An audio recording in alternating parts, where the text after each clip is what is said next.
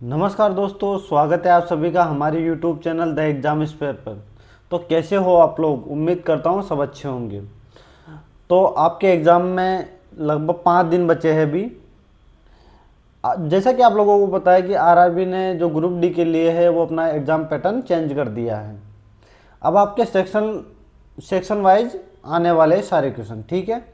तो text book ने भी क्या किया है कि आरआरबी ग्रुप डी की जो न्यू पैटर्न पर आधारित है ना, उसके 40 मॉक डाल दिए हैं। तो आज हम उसका पहला मॉक करने वाले हैं। तो मैं आप लोगों को बता दूं, अगर कोई इंसान ये सोच के इस मॉक को देख रहा है कि मैं लाइव मॉक अटेम्प्ट करूंगा, तो भाई वो वीडियो ना देखे प्लीज़। मैं इस मॉक का सॉल्यूशन देने वाला हूँ और प्रॉपर सॉल्यूशन दूंगा, डिटेल में सॉल्यूशन दूंगा, ठीक है। देखो, मैं आप लोगों को एक चीज़ बताना चाहता हूँ। अगर आप इस वीडियो को इसलिए देख रहे हो कि भाई कि मैं कितने नंबर ला रहा हूँ, तो मैं आप लोगों को पहले ही बता देना चाहता हूँ कि मैं पहले ही से वर्किंग हूँ, लेवल 4 पे हूँ, तो मैंने कोई फॉर्म नहीं डाला है, तो मेरे नंबर लाने का कोई मतलब भी नहीं है, ठीक है। आप लोग सिर्फ ये देखने आ रहे हो कि मैं कितने नंबर ला रहा हूँ, तो भाई मत देखिए वीडियो। हाँ, अगर आप ये देख के वीडियो देख रहे हो कि मुझे कुछ सीखना है, मुझे कुछ सीख के जाना है इस वीडियो से, हाँ, तो उनके लिए ये वीडियो है। आप वीडियो किस लिए देखते हो? ताकि आपको कुछ सीखने को मिले। ऐसा कि नहीं कि कैसे अटेम्प्ट कर रहा है, क्या है, ये चीज़ें नहीं।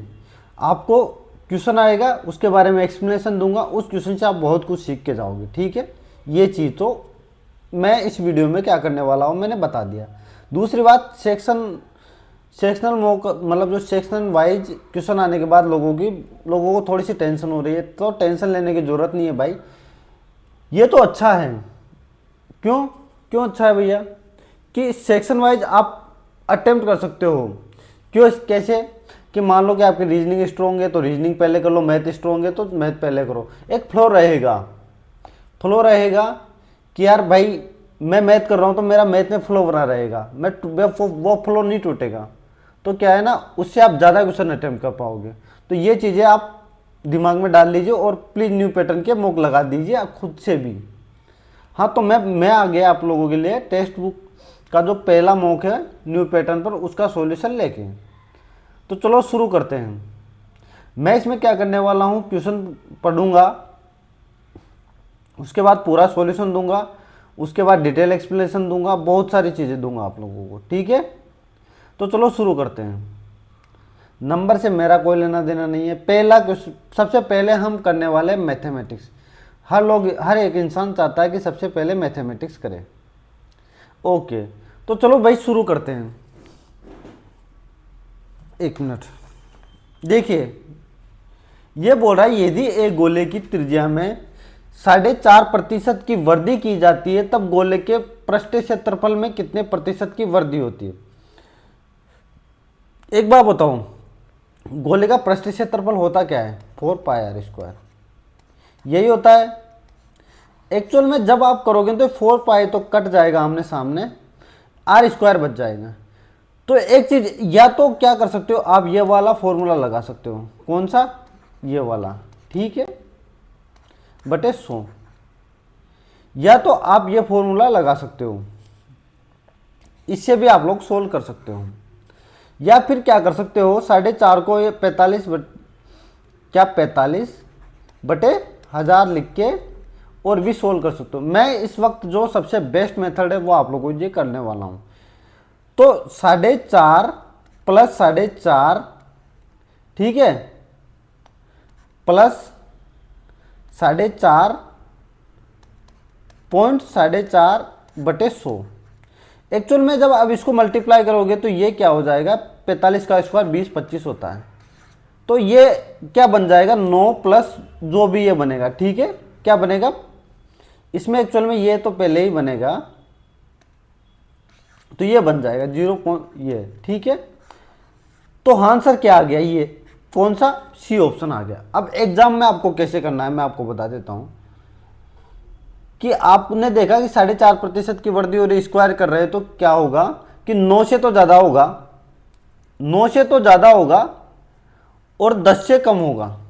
देखो ये भी नहीं है, ये भी नहीं है, पहली बात 20 और 13 तो जाने वाला ही नहीं है, तो ये एग्जाम का पैटर्न हो गया। ठीक है, एग्जाम में से करना है, वैसे फॉर्मेट वो है।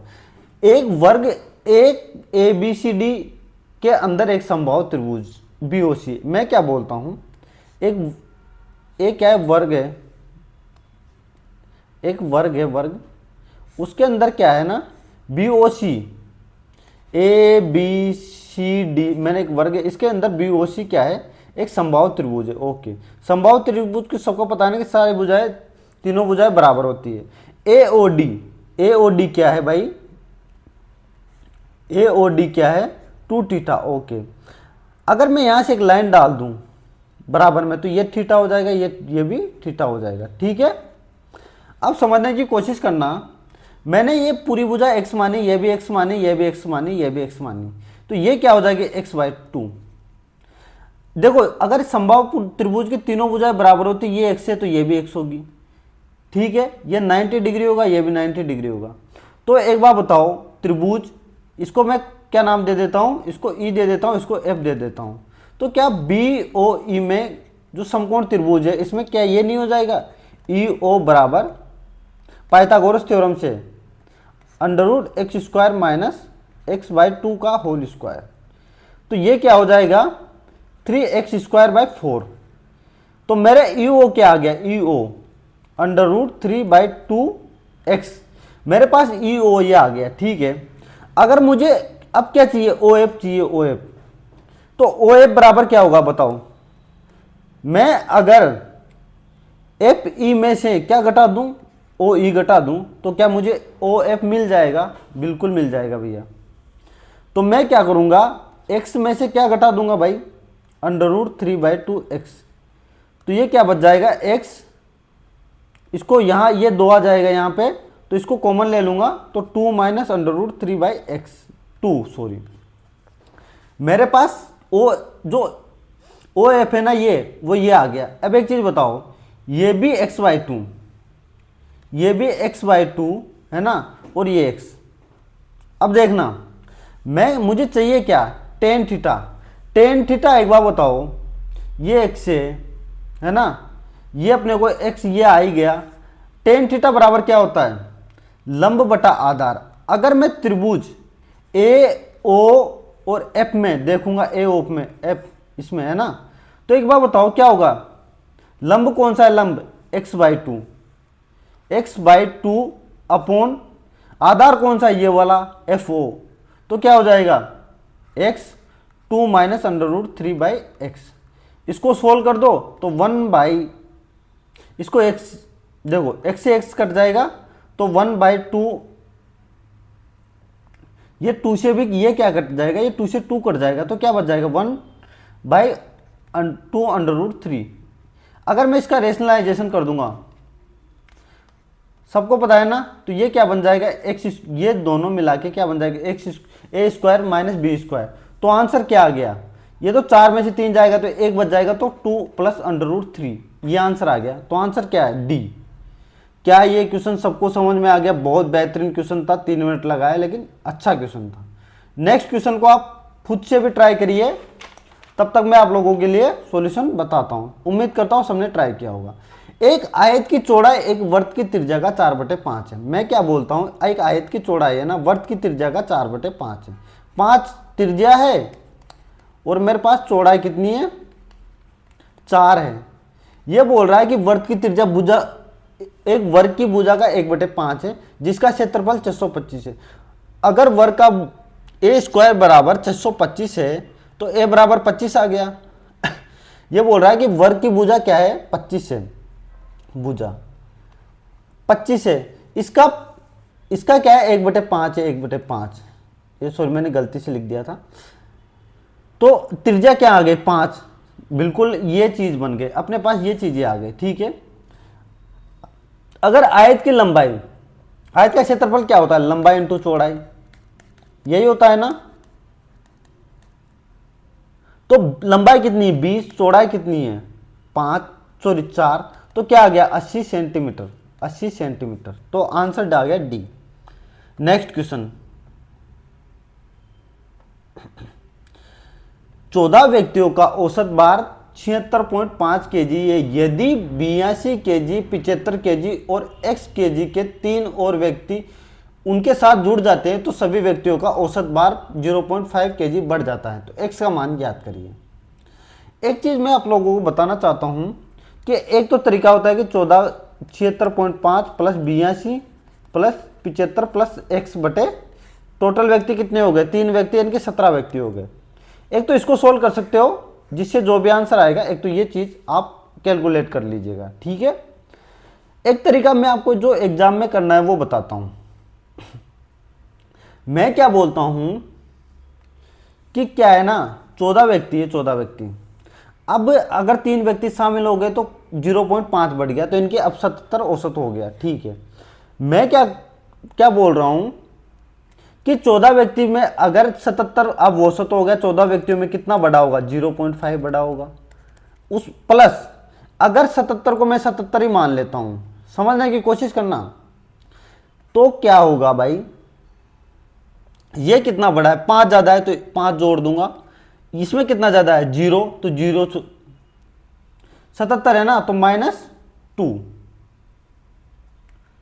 एक मिनट, सॉरी, ये कितना है, 77 से 5 ज्यादा है, और ये कितना है, -2 ज्यादा है, प्लस x, ठीक है। अब इसमें क्या करो, इसको जोड़ो पहले तो। 70, कुछ गड़बड़ हो गया क्या, एक मिनट।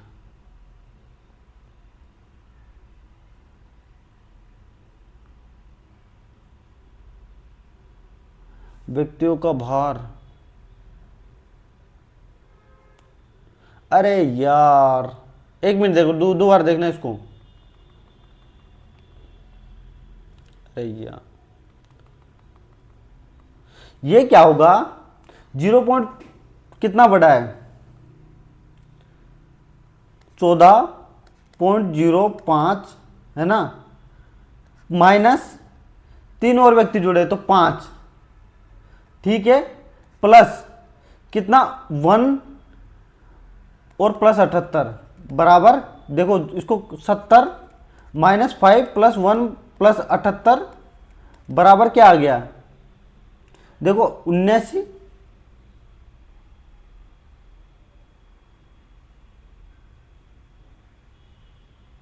ये 7 होगा ना यार, मैं भी क्या कर रहा हूँ, 14 इंटू 7 होगा तो ये कितना आ गया, 85, 86 माइनस 81 आ गया, 81।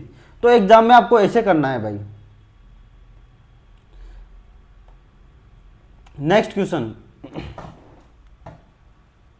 यदि दो संख्याओं के गुणनफल और महत्तम समापवर्तक क्रमशः 23 और 52 है और 28 है तो बड़ी संख्या क्या होगी। आपको पता है ना, पहली संख्या इंटू दूसरी संख्या बराबर एचसीएफ इंटू एलसीएम होता है, एलसीएम। तो क्या, एक चीज बताओ, पहली संख्या क्या है, नहीं दे रखी, इसने क्या दे रखा है, एचसीएफ दे रखा है, और दो संख्या को गुणनफल दे रखा है। एक चीज बताओ, और एलसीएम पूछा, बड़ी संख्या पूछी, ओके।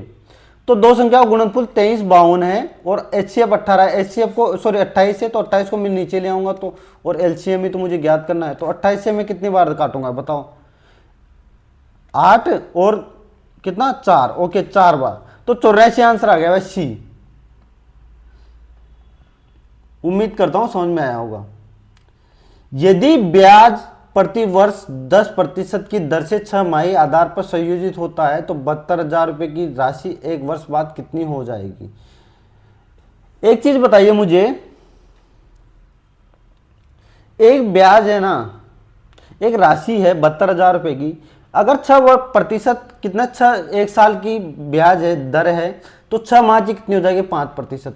जैसा कि मैंने आप लोगों को बताया था कि 5% का जो 2 वर्ष का ब्याज होता है 10.25 होता है, तो ये तो आप लोग ऐसे निकाल सकते हो, ओके। दूसरा तरीका क्या है, 10.25 निकाल दीजिए तो 110.25 का मान लिख दीजिए। दूसरा तरीका, मैं 5% को 1/20 लिख सकता हूं, तो क्या हो जाएगा, 72,000 इंटू 21/20 इंटू 21/20, 2 साल का ब्याज। अब इसको कैलकुलेट कर लीजिए, 4 से कितनी बार गया, 180 बार। अब एक चीज बताओ मुझे, 441 इंटू 80 आएगा। ठीक है, तो आंसर क्या आ गया, पीछे 0 आएगा और 8 आएगा। 0 है उसके बाद 8 है, 0 है उसके बाद 8 है, तो डी आंसर हो गया। ठीक है, क्योंकि 8 को मैं 1 से मल्टीप्लाई कर दूंगा तो 8 ही बनेगा ना, ये है इसका। एक दुकानदार ने 32 नींबू 1 रुपए में 40% की हानि पर बेचे। 32% लाभ अर्जित करने के लिए 1 रुपए में कितने नींबू बेचे जाने चाहिए। अब देखिए मैं क्या बोल रहा हूं कि 32 नींबू 1 रुपए में बेचे, तो एक नींबू कितने में बेचा होगा बताओ, 1/32 में बेचा होगा।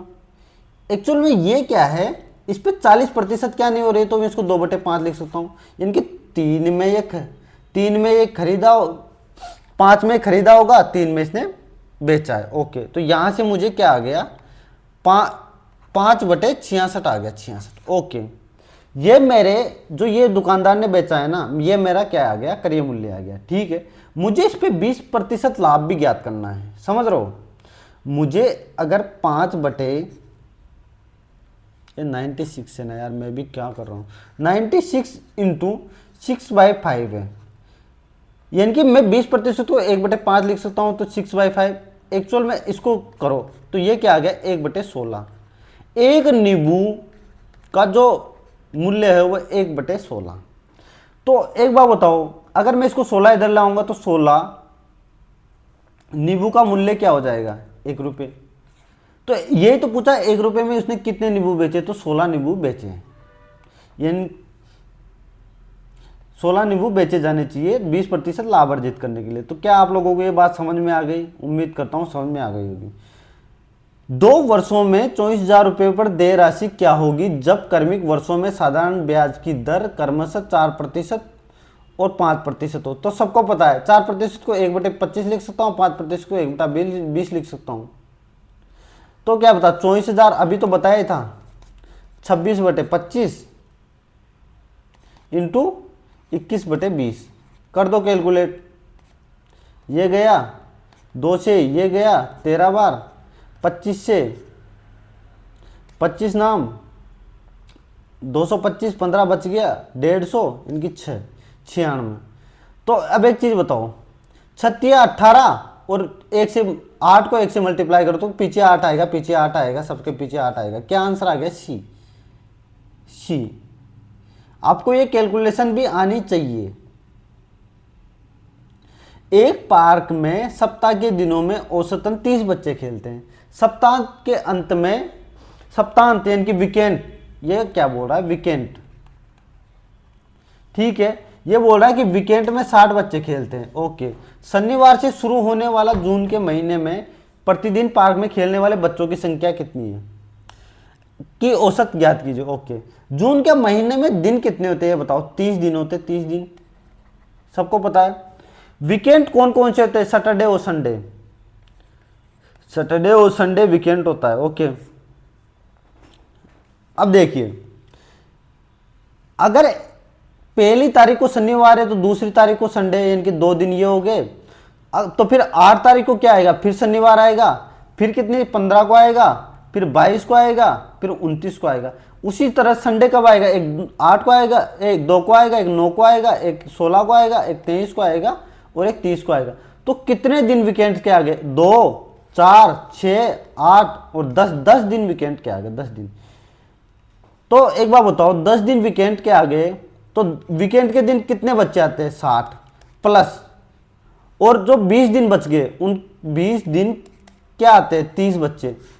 अब 30 का भाग दे दो, एक तो ये तरीका हो गया।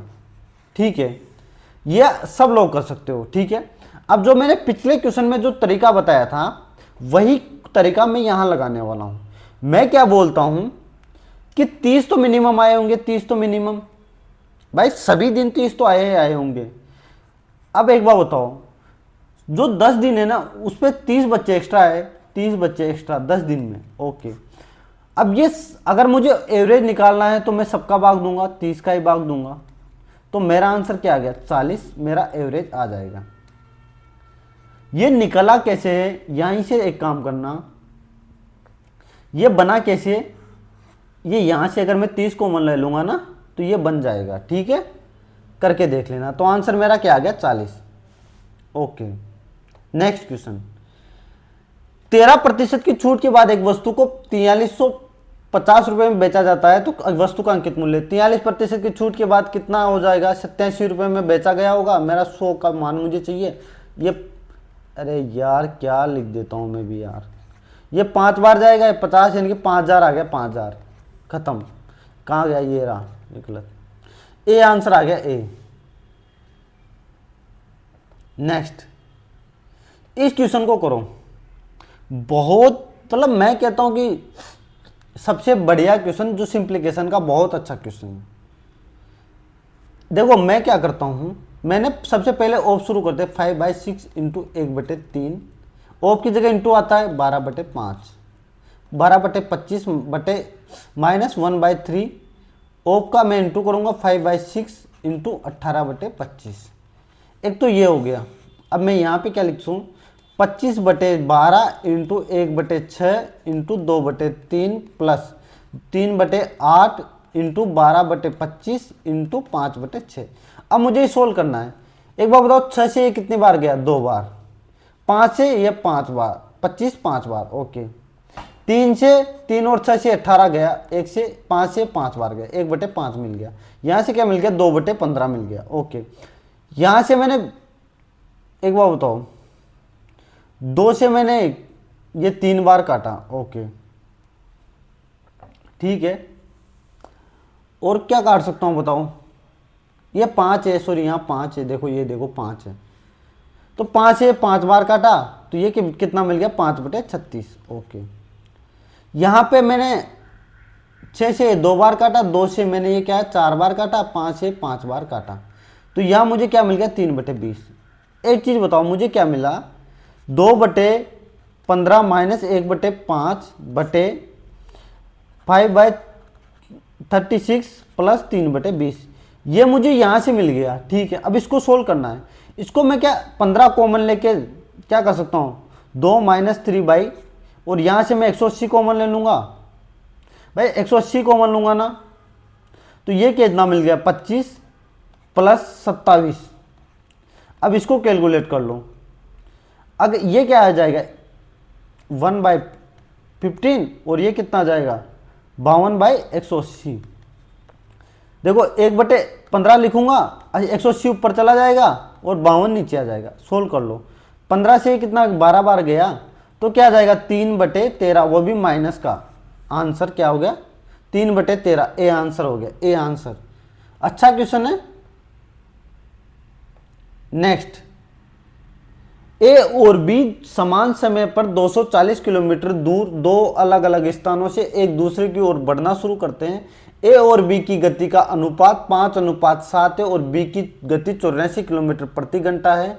ए और बी एक दूसरे से कितनी मिनट बाद मिलेंगे? एक बात बताओ, अगर बी की मान 84 है तो ए का कितनी हो जाएगी गति? 60। ओके, अगर एक बात बताओ मुझे, एक बात बताओ, अगर ये एक दूसरे की ओर बढ़ना शुरू करेंगे, यहाँ से एक इधर से बढ़ेगा एक इधर से बढ़ेगा, इन दोनों के बीच 240 का किलोमीटर की दूरी है, तो ये क्या जुड़ जाएंगे? जुड़ जाएंगे, सबको पता है। विपरीत में जाते हैं तो जुड़ जाते हैं। तो 60 और 100, ये 84 कितना हो जाएगा? 144। भाग दे लो, कितना? एक बार जाएगा और फिर कितना बचेगा? 56 और 40 96/144। 144। 1 घंटा, इसको मैं कितना 16 से काटूंगा तो कितनी बार? ये 16 से 6 बार गया, 16 से 9 बार गया, यानी कि ये फिर 3 से काटूंगा तो 2/3। तो 2/3 अब मिनट में बदलना है तो 60 से मल्टीप्लाई कर दूंगा, तो ये कितना आ जाएगा? 20। तो 1 घंटा प्लस 40 मिनट। 1 घंटा प्लस 40 मिनट का मतलब क्या है? 100 मिनट। 100 मिनट। ठीक है, तो मेरा आंसर क्या आ जाएगा? बी। नेक्स्ट, यदि एक्स वाई और जेड आंकड़ों 12, 9, 10, 13, 15, 16, 12, 24 और 25 और 21 के क्रमशः परिसर बहुलक को माध्यिका है, तो x + 2y - z का मान क्या है? एक चीज बताइए, परिसर क्या होता है? इनकी परिसर का मतलब रेंज होता है। रेंज का मतलब क्या होता है? हाईएस्ट संख्या, एक मिनट, हाईएस्ट माइनस लोवेस्ट, यानी कि सबसे छोटी संख्या माइनस सबसे बड़ी संख्या माइनस सबसे छोटी संख्या। तो मेरा प्रेशर क्या आ जाएगा, सबसे बड़ी संख्या क्या है ये बताओ पहले तो। सबसे बड़ी संख्या 25 है, सबसे छोटी संख्या क्या है 9। तो मेरा 25 माइनस 9 करूंगा तो मेरा रेंज कितना आ जाएगा 16। अब देखो, अब देखिए आपको माध्यिका सबसे अब बहुलक निकाल लीजिए आप लोग। बहुलक क्या आ जाएगा बताओ, सबसे ज्यादा 12 दो बार है, सिर्फ 12 दो बार है, तो बहुलक मेरा 12 आ जाएगा। ओके, माध्यिका कैसे निकालते हैं, माध्यिका के लिए आरोही क्रम में व्यवस्थित करते हैं। तो आरोही क्रम 9 10 12 फिर 12 फिर 13 फिर 15 फिर 16 फिर 21 फिर 24 और फिर 25, ये चीज है। अब इसमें क्या करते हैं, पहले तो कितनी संख्या है 4 8 और 10, 10 हैं तो 4 4 हटा दो और बीच की संख्याएं 13 प्लस 15 करके 2 का भाग दे दो, तो मेरा क्या मिल जाएगा, मुझे 14 मेरी माध्यिका मिल गई। अब x का मान क्या आ गया 16 आ गया, y का मान क्या आ गया 12 आ गया और z का मान माध्यिका यानी कि 14 आ गया। अब यही मुझे रखना है, x की जगह मैं क्या रखूंगा 16, 2y की जगह 2 इंटू 12 माइनस z की जगह क्या रखूंगा 14। तो 16 प्लस 24 माइनस 14, 40 में से 14 गए तो 26 बच गया, 26। मेरा आंसर क्या आ गया 26। उम्मीद करता हूं सबको सब चीज एक एक चीज समझ में आ रही होगी। नेक्स्ट क्वेश्चन, एक ठोस शंकु का आयतन 96 पाई सेंटीमीटर क्यूब है और इसकी ऊंचाई 8 सेंटीमीटर है, तो इसका संपूर्ण पृष्ठीय क्षेत्रफल क्या होगा। पहले ये बताओ संपूर्ण पृष्ठ जो शंकु का संपूर्ण पृष्ठीय क्षेत्रफल का फॉर्मूला क्या होता है, पाई आर प्लस एल। अब मुझे क्या दे रखा है, शंकु का आयतन क्या होता है 1/3 into pi into r square, r की जगह मैं लिख दूंगा आर स्क्वायर आर, और एच कितना है 8, इससे 96 पाई, पाई से पाई गया 8 से कितना 12 बार गया, तो आर स्क्वायर बराबर 36 आ गया, इसको 3 को मल्टीप्लाई करूंगा तो आर बराबर 6 आ गया। अब एल कैसे निकालते हैं, r square plus h square, l square l बराबर ये होता है ना फॉर्मूला, तो क्या हो जाएगा 6 का स्क्वायर 36 प्लस 8 का स्क्वायर 64 यानी कि 10 आ गया, एल बराबर 10 आ गया। अब ये मान क्या कहाँ रखना है, यहाँ पे रखना है, तो पाई का मान पाई रखना है क्योंकि अपने को ऑप्शन पाई में दे रखे हैं। तो आर का मान क्या है 10 into r plus l, 10 plus r तो 6 है ना यार, मैं भी क्या ही कर रहा हूँ 6, ठीक है। तो अब एक बताओ 6 पाई इंटू 16 यानी कि 96 पाई, वापस आंसर आ गया 96 पाई आ गया वापस। क्या आप लोगों को ये बात समझ में आ गई। नेक्स्ट, एक्चुअल में इस क्वेश्चन को आप एक और तरीके से कर सकते थे, क्योंकि अगर मुझे 6 8 यहाँ से 6 8 मिल गया तो मैं सीधा भी सोच सकता था। तो मेरा क्या आएगा, जैसे मुझे 6 और 10 मिला तो मैं क्या कर सकता था, ये देख सकता था कि 16 का मल्टीप्लाई कौन सा है, जो कि एक ही 96 ही होगा। नेक्स्ट क्वेश्चन, 2 पाइप P1 और P2 एक खाली टंकी को 6 घंटे 8 घंटे में भर सकते हैं। ओके, P1 एक पाइप है, P2 एक पाइप है, P3 एक पाइप है, संपूर्ण रूप से भरी टंकी को 16 घंटे में खाली कर सकता है। ये 6 घंटे में भर सकता है, ये 8 घंटे में भर सकता है, और ये कितना 16 घंटे में खाली कर सकता है। तो मैंने क्या ले लिया 48 क्या ले लिया, एलसीएम ले लिया, तो ये कितना भरेगा 8 भरेगा, ये 6 भरेगा, और ये कितना खाली करेगा -3। अब ये बोल रहा है कि सबसे पहले दोनों पाइप P1 और P2 को खोला जाता है। मैंने बोला कि P1 और P2 को खोला गया तो ये दोनों मिलके 14 भरेंगे, और 3 घंटे बाद तो 3 घंटे तक तो ये लोग ही चले, 3 घंटे तक तो कितना भर गया 42 भर गया, 42 भर गया, यानी कि 3 घंटे तो मैं भर चुका पहले ही, है ना, और मेरे 42 भर चुका। अब बचा कितना 6 बचा। अब P3 को भी खोल दिया गया, अब तीनों एक बार, ये 14 भर रहे थे तो ये 3 खाली करेगा तो 11 आ जाएगा, 6/11 ये समय लगेगा।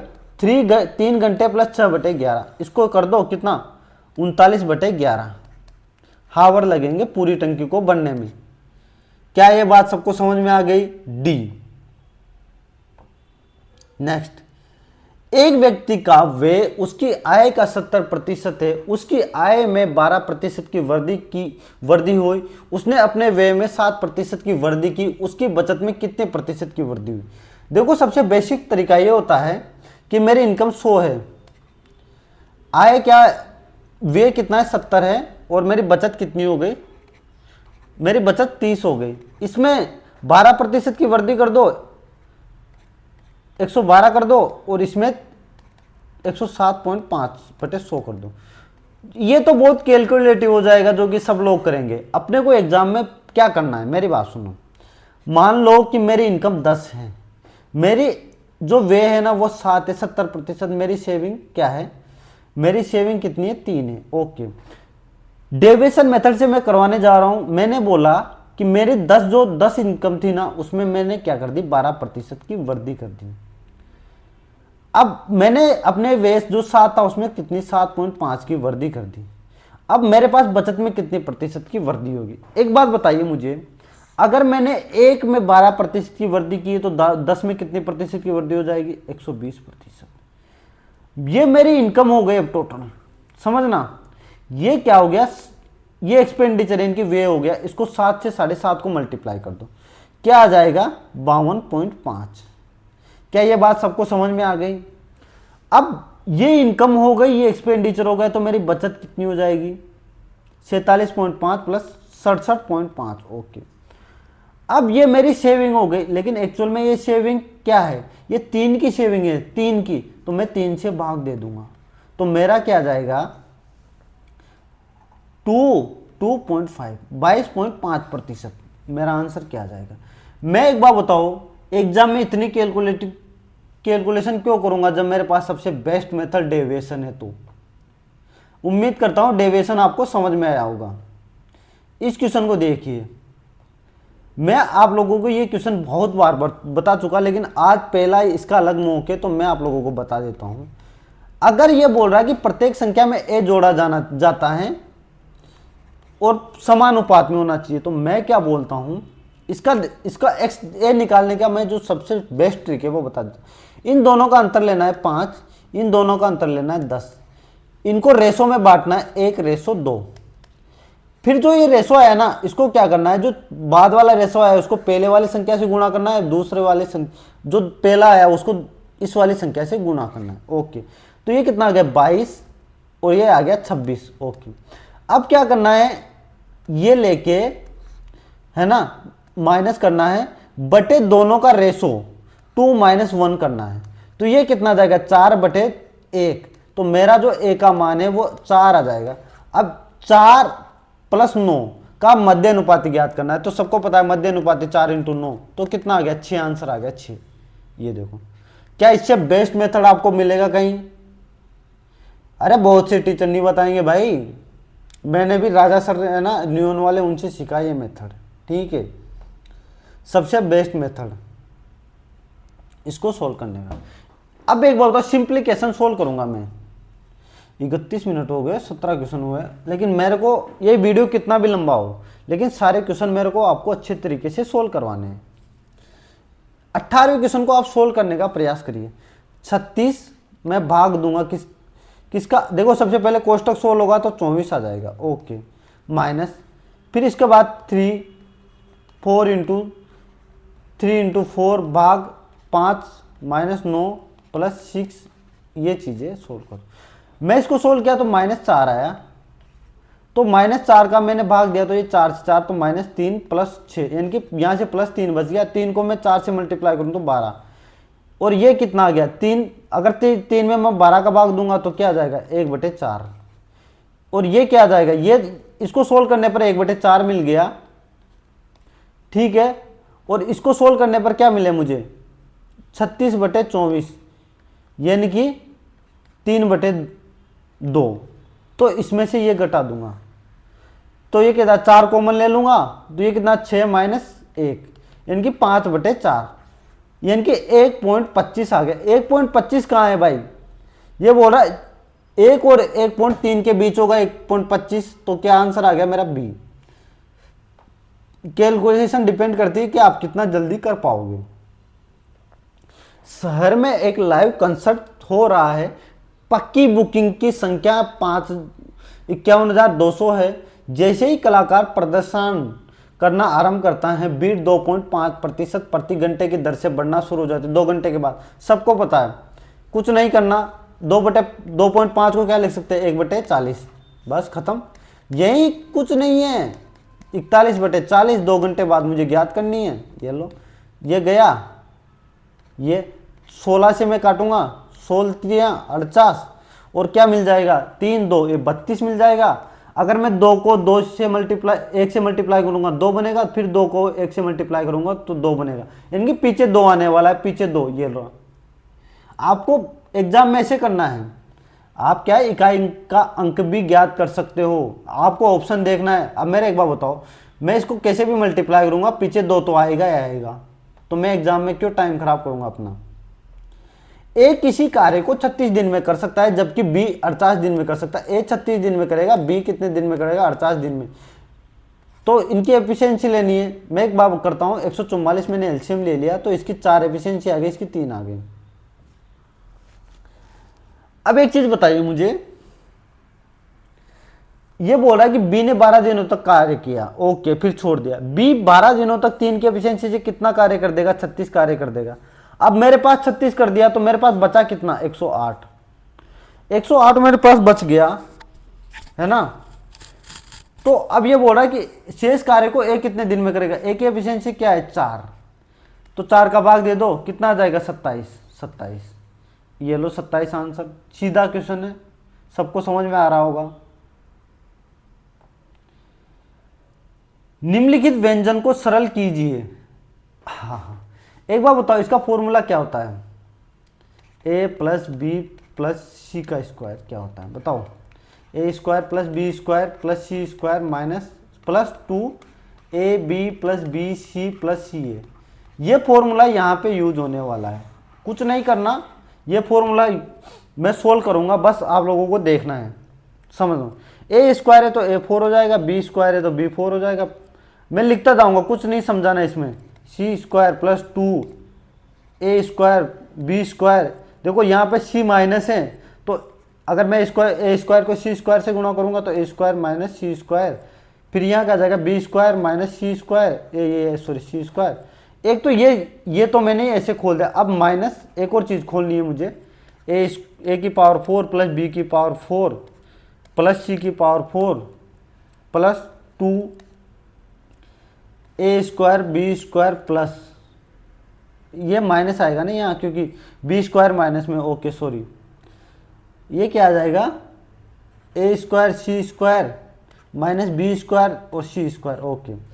अब इसको देखो, अगर ये माइनस है यहाँ पे, समझना, तो एक चीज़ आ जाएगी, इन सबको माइनस कर दूंगा। मैं क्या करूँगा, एक काम करता हूँ, मैं सोल्व ही कर देता हूँ और एक और स्टेप लिख देता हूँ, a power b power 4 c की पावर 4, यहाँ इसको 4 आएगा ना, +2a² b² minus 2a² c² minus 2b² c² minus a की पावर 4 माइनस b की पावर 4 माइनस c की power 4 minus 2a² b² minus 2a, ये प्लस हो जाएगा, सॉरी, ये क्योंकि ये अच्छा सॉरी सही है। मैं भी क्या कर, a² c² minus 2b² c², ये तीनों से ये तीनों कट जाएंगे, खत्म। a² + b² से ये कट जाएगा, ओके। तो बच क्या गया, एक बार बताओ, माइनस, ये क्या, एक मिनट, कुछ गड़बड़ तो नहीं हो गया, यहाँ क्या था, माइनस, अच्छा ये, अच्छा सॉरी, ये माइनस हो जाएगा, तो ये माइनस हो जाएगा, अच्छा यहाँ गड़बड़ हो गया, ये प्लस हो जाएगा, ये माइनस हो जाएगा, ओके, ये माइनस, ओके, ये प्लस हो जाएगा, ओके, सॉरी। तो एक चीज़ बताओ, ये नहीं कटेगा, फिर ये नहीं कटेगा, सॉरी, इसको रन दो ऐसे कैसे, इसको वैसे कैसे रन दो, ये कट जाएगा 2b² 2c², ओके। तो क्या बच गया मेरे पास, 4a² b² minus 4a² c²। एक बार बताओ, अभी तो मैं ऊपर का सोल्व कर रहा हूँ, अगर मैं यहाँ से 4 कॉमन ले लूँ, 4a² कॉमन ले लूँ, तो क्या मैं b² माइनस c² नहीं आ जाएगा, इसके नीचे क्या है, बी स्क्वायर माइनस सी स्क्वायर, बस खत्म। 4a² आएगा, 4a², खत्म। बी ऑप्शन है। देखो फॉर्मूला बहुत लंबा हो गया। नेक्स्ट, आपको समझाना जरूरी है। यदि x बराबर 0.5 है तो निम्नलिखित, एक बार बताओ, मैं 0.5 को क्या 1/2 नहीं लिख सकता? 1/2 लिखना है, सबसे छोटा मान ज्ञात करना है। पहले ये बात एक बार बताओ, अगर मैं 2 के ऊपर 1/x का यानी कि 1/-2 लिखूंगा तो क्या आ जाएगा, 2 की पावर -2, ये आ जाएगा। ओके, -2 का मतलब क्या होता है, 1/2√2। ओके, ये हो गया। यहां क्या आ जाएगा, 2 की पावर -1/2। ओके, ये क्या आ जाएगा, 2 की पावर 2 1/2 है ना, माइनस। अब एक चीज बताओ, ये क्या हो जाएगा, सी वाला एक्चुअल में ये ऊपर चला जाएगा, समझना, ये ऊपर चला जाएगा, तो क्या हो जाएगा, 2 की पावर -2 की पावर 1 हो, देखो यहां हो जाएगा तो ये √2 हो जाएगा, √2, ये 1 माइनस √2 हो जाएगा। ओके, ये क्या हो जाएगा, अरे यार ये गलत, देख 1/1/-2, तो ये क्या हो जाएगा, -2। एक बार बताओ, ये सब प्लस में, ये माइनस में, यहाँ भी स्क्वायर है तो प्लस में आ जाएगा, तो सबसे छोटी माइनस वाली तो संख्या हो जाएगी, तो सी आंसर होगा, सी। नेक्स्ट क्वेश्चन, एक व्यक्ति ने 10 घंटे में 85 किलोमीटर की दूरी तय की। उसने आंशिक रूप से साइकिल पर 7 किलोमीटर प्रति घंटे की दर से और आंशिक रूप से कार पर 12 किलोमीटर प्रति घंटे की दर से यात्रा की। ओके, मैंने पिछले मॉक में ये कॉन्सेप्ट बताया था। मैं क्या बोलता हूँ, इसको उसको करना क्या है, कैसे, मैं एक बार बताता हूँ कि 7 से भी चला और 12 से भी चला। मैं क्या बोलता हूँ कि 10 घंटे मान लो कि 7 किलोमीटर की गति से चला, तो ये 70 किलोमीटर चलेगा। लेकिन ये बोल रहा है कि 70 नहीं चला भैया, 85 चल गया। लेकिन ये 15 जो किलोमीटर चला, ये किसकी वजह से चला, क्योंकि मैंने जो 7 से एक जो दूरी है 15 किलोमीटर की दूरी है, मैंने 12 किलोमीटर की गति से तय की है। ओके, तो 7 से कितना ज़्यादा है, 5, यानी कि 5 किलोमीटर प्रति घंटे की, तो मैं 3 घंटे किससे चलाऊँ, 3 घंटे, जो ये 3 घंटे है ना, ये मैं एक्चुअल में कार से चलाऊँ। तो ये कह रहा है कि कार द्वारा तय की गई दूरी, तो 3 घंटे 12 किलोमीटर की गति से 3 घंटे चलेगा तो कितना आ गया, 36 किलोमीटर। बिल्कुल सीधा क्वेश्चन, बेहतरीन लॉजिक के साथ और बेहतरीन कॉन्सेप्ट के साथ। वार्षिक साधारण ब्याज की एक निश्चित दर पर निवेश करने पर 4650 रुपये की राशि 5.5 साल में के बाद परिपक्वता पर देय राशि 6840 रुपये थी। भुगतान किए गए साधारण ब्याज की प्रति वर्ष प्रतिशत दर क्या है। देखो एक चीज बताओ, इनके बीच अंतर क्या है, बताओ बताओ फटाफट। 2090, ये कितने साल का ब्याज है, 5.5 साल का, तो 11/2 लिख सकता हूँ। तो ये कितना हो जाएगा, 11 एकम 11 9 0 380 रुपये एक साल का ब्याज आ गया। मैंने यहाँ से एक साल का ब्याज आया 380 रुपये। 380 रुपये किस पे आया, 4650 इसके मूलधन पर। तो यहाँ से मैं क्या ज्ञात कर लूँगा, बताओ। यहाँ से मैं आपकी रेट ज्ञात कर लूँगा। मैं 5 से काटूंगा, ये 2 बार, ये 5 से कितनी बार गया भाई, 9 बार और 5 बार। मैं 19 से काटूंगा, ये 5 बार। अच्छा, इसको 19 से क्या काटा, 19 से 5 बार, 19 से 5 बार है ना,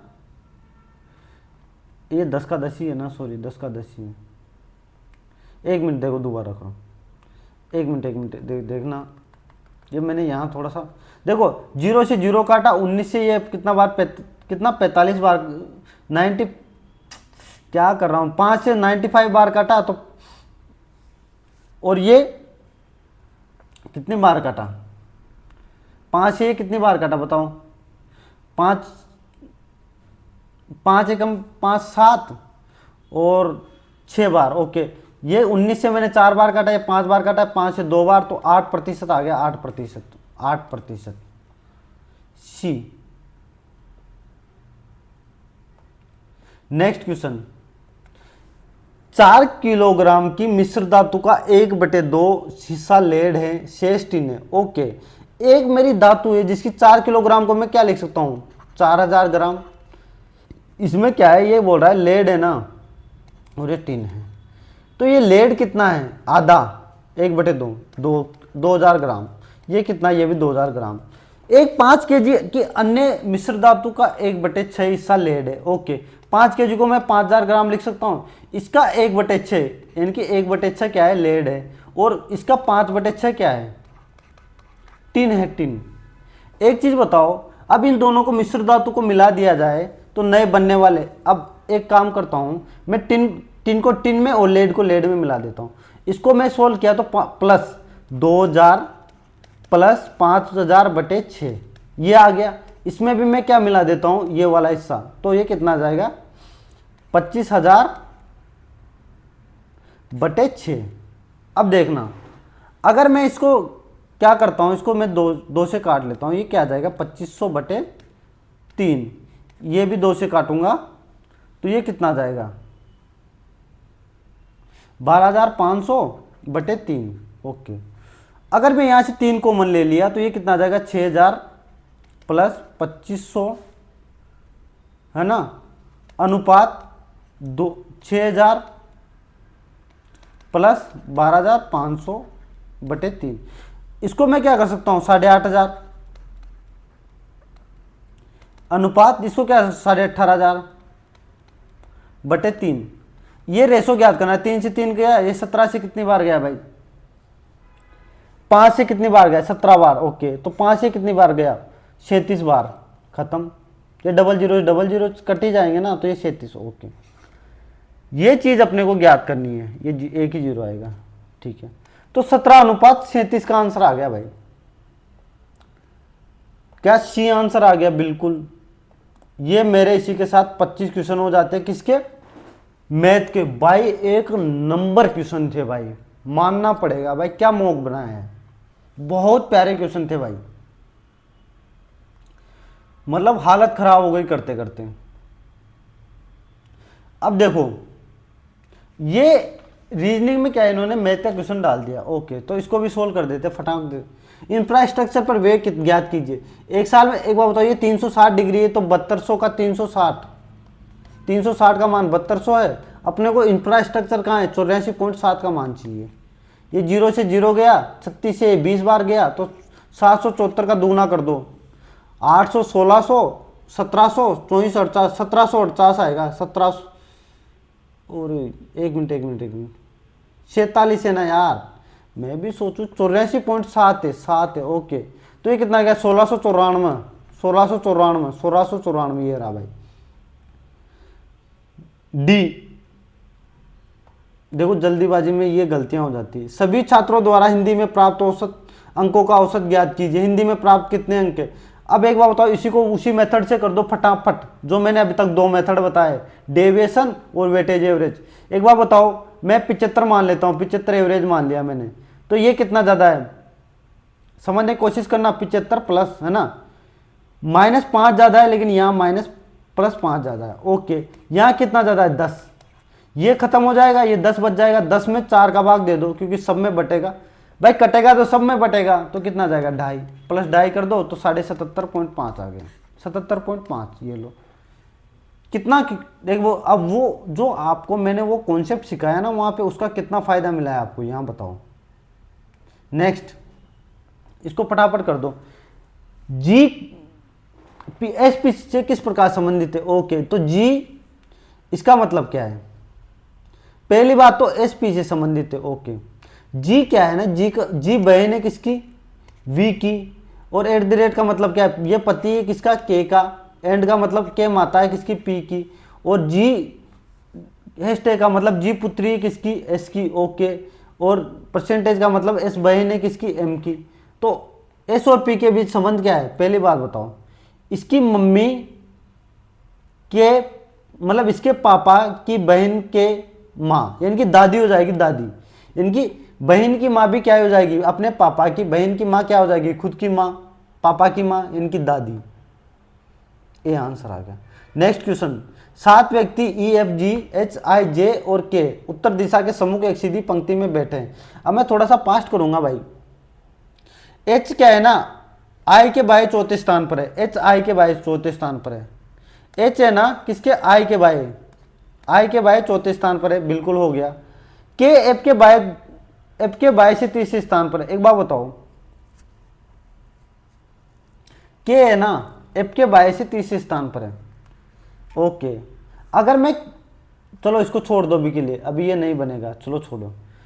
जे एफ के दाएं से तीसरे स्थान पर है। ओके, अब एक चीज बताना, यहां से थोड़ा सा ध्यान रखना, इसको हटा दो पहले।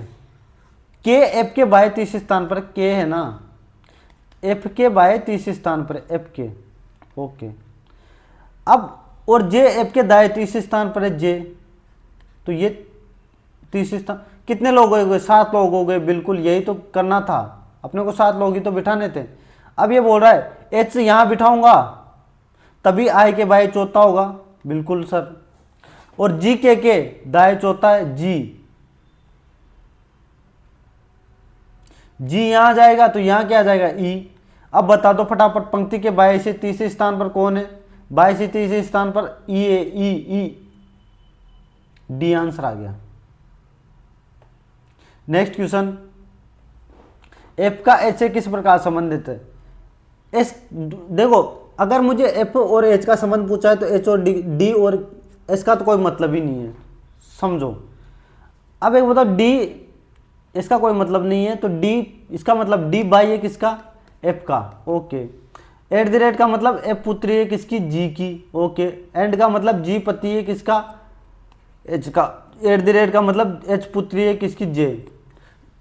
तो मम्मी के जो एच किस प्रकार, एफ किस प्रकार से, मम्मी के जो भी माता और पिता है ना, वो उससे क्या है ना, एफ किस प्रकार संबंध रहेगा, पुत्री की पुत्री, पुत्री की पुत्री भाई। नेक्स्ट, देखो आज थोड़ा सा बोलने में दिक्कत हो रही है क्योंकि एक्चुअल में क्या होता है ना कि थोड़ा सा स्ट्रेस हो जाता है करवाते करवाते कि आप लोगों को कैसे समझाऊं कि आप लोगों को समझ में आ जाए। नेक्स्ट क्वेश्चन, 6ठा क्वेश्चन, मैं हमेशा बोलता हूं कि इसका लिख लो, 13, 1, 20, 5, 18, 9, 1, 12, सबकी प्लेस वैल्यू लिख ली। इसकी भी लिख लेता हूं मैं, 19, 26, 12, 18, 5, 11, 26 और 8। एक चीज देखो, मेरी बात सुनो, 13 से -1 किया, समझना मेरी बात को, -1 किया, इधर से भी -1 कर दिया, इधर भी -1 कर दिया, 5 को यू कर दिया, ये देखो उल्टा कर दिया, इसको भी -1, इसको भी -1, इसको भी -1। प्लेस वैल्यू लिखने से मुझे सीधा मिल गई भाई, सीधा मिल गई। अब एक बात बताओ, यू से -1 करूंगा मैं, ये देखो 80 तो बीच में आएगा, सही 80 तो ये तो नहीं होगा, 80 बीच में आना चाहिए, 80, अच्छा टी ए आना चाहिए, सॉरी उल्टा होगा ना, तो टी ए आना चाहिए, T D A, T A 3 के बाद आना चाहिए टी ए। ओके, ये इन दोनों में से एक आंसर होगा। एक बार बताओ, यू को मैं इधर लाऊंगा तो क्या आ जाएगा, टी, क्योंकि यू 21 पे 20 पे कौन सा होगा, टी, तो ये आंसर नहीं होगा, ये होगा, खत्म। अब मैं पूरा कैलकुलेशन क्यों करूंगा, मुझे यहीं से आंसर मिल गया।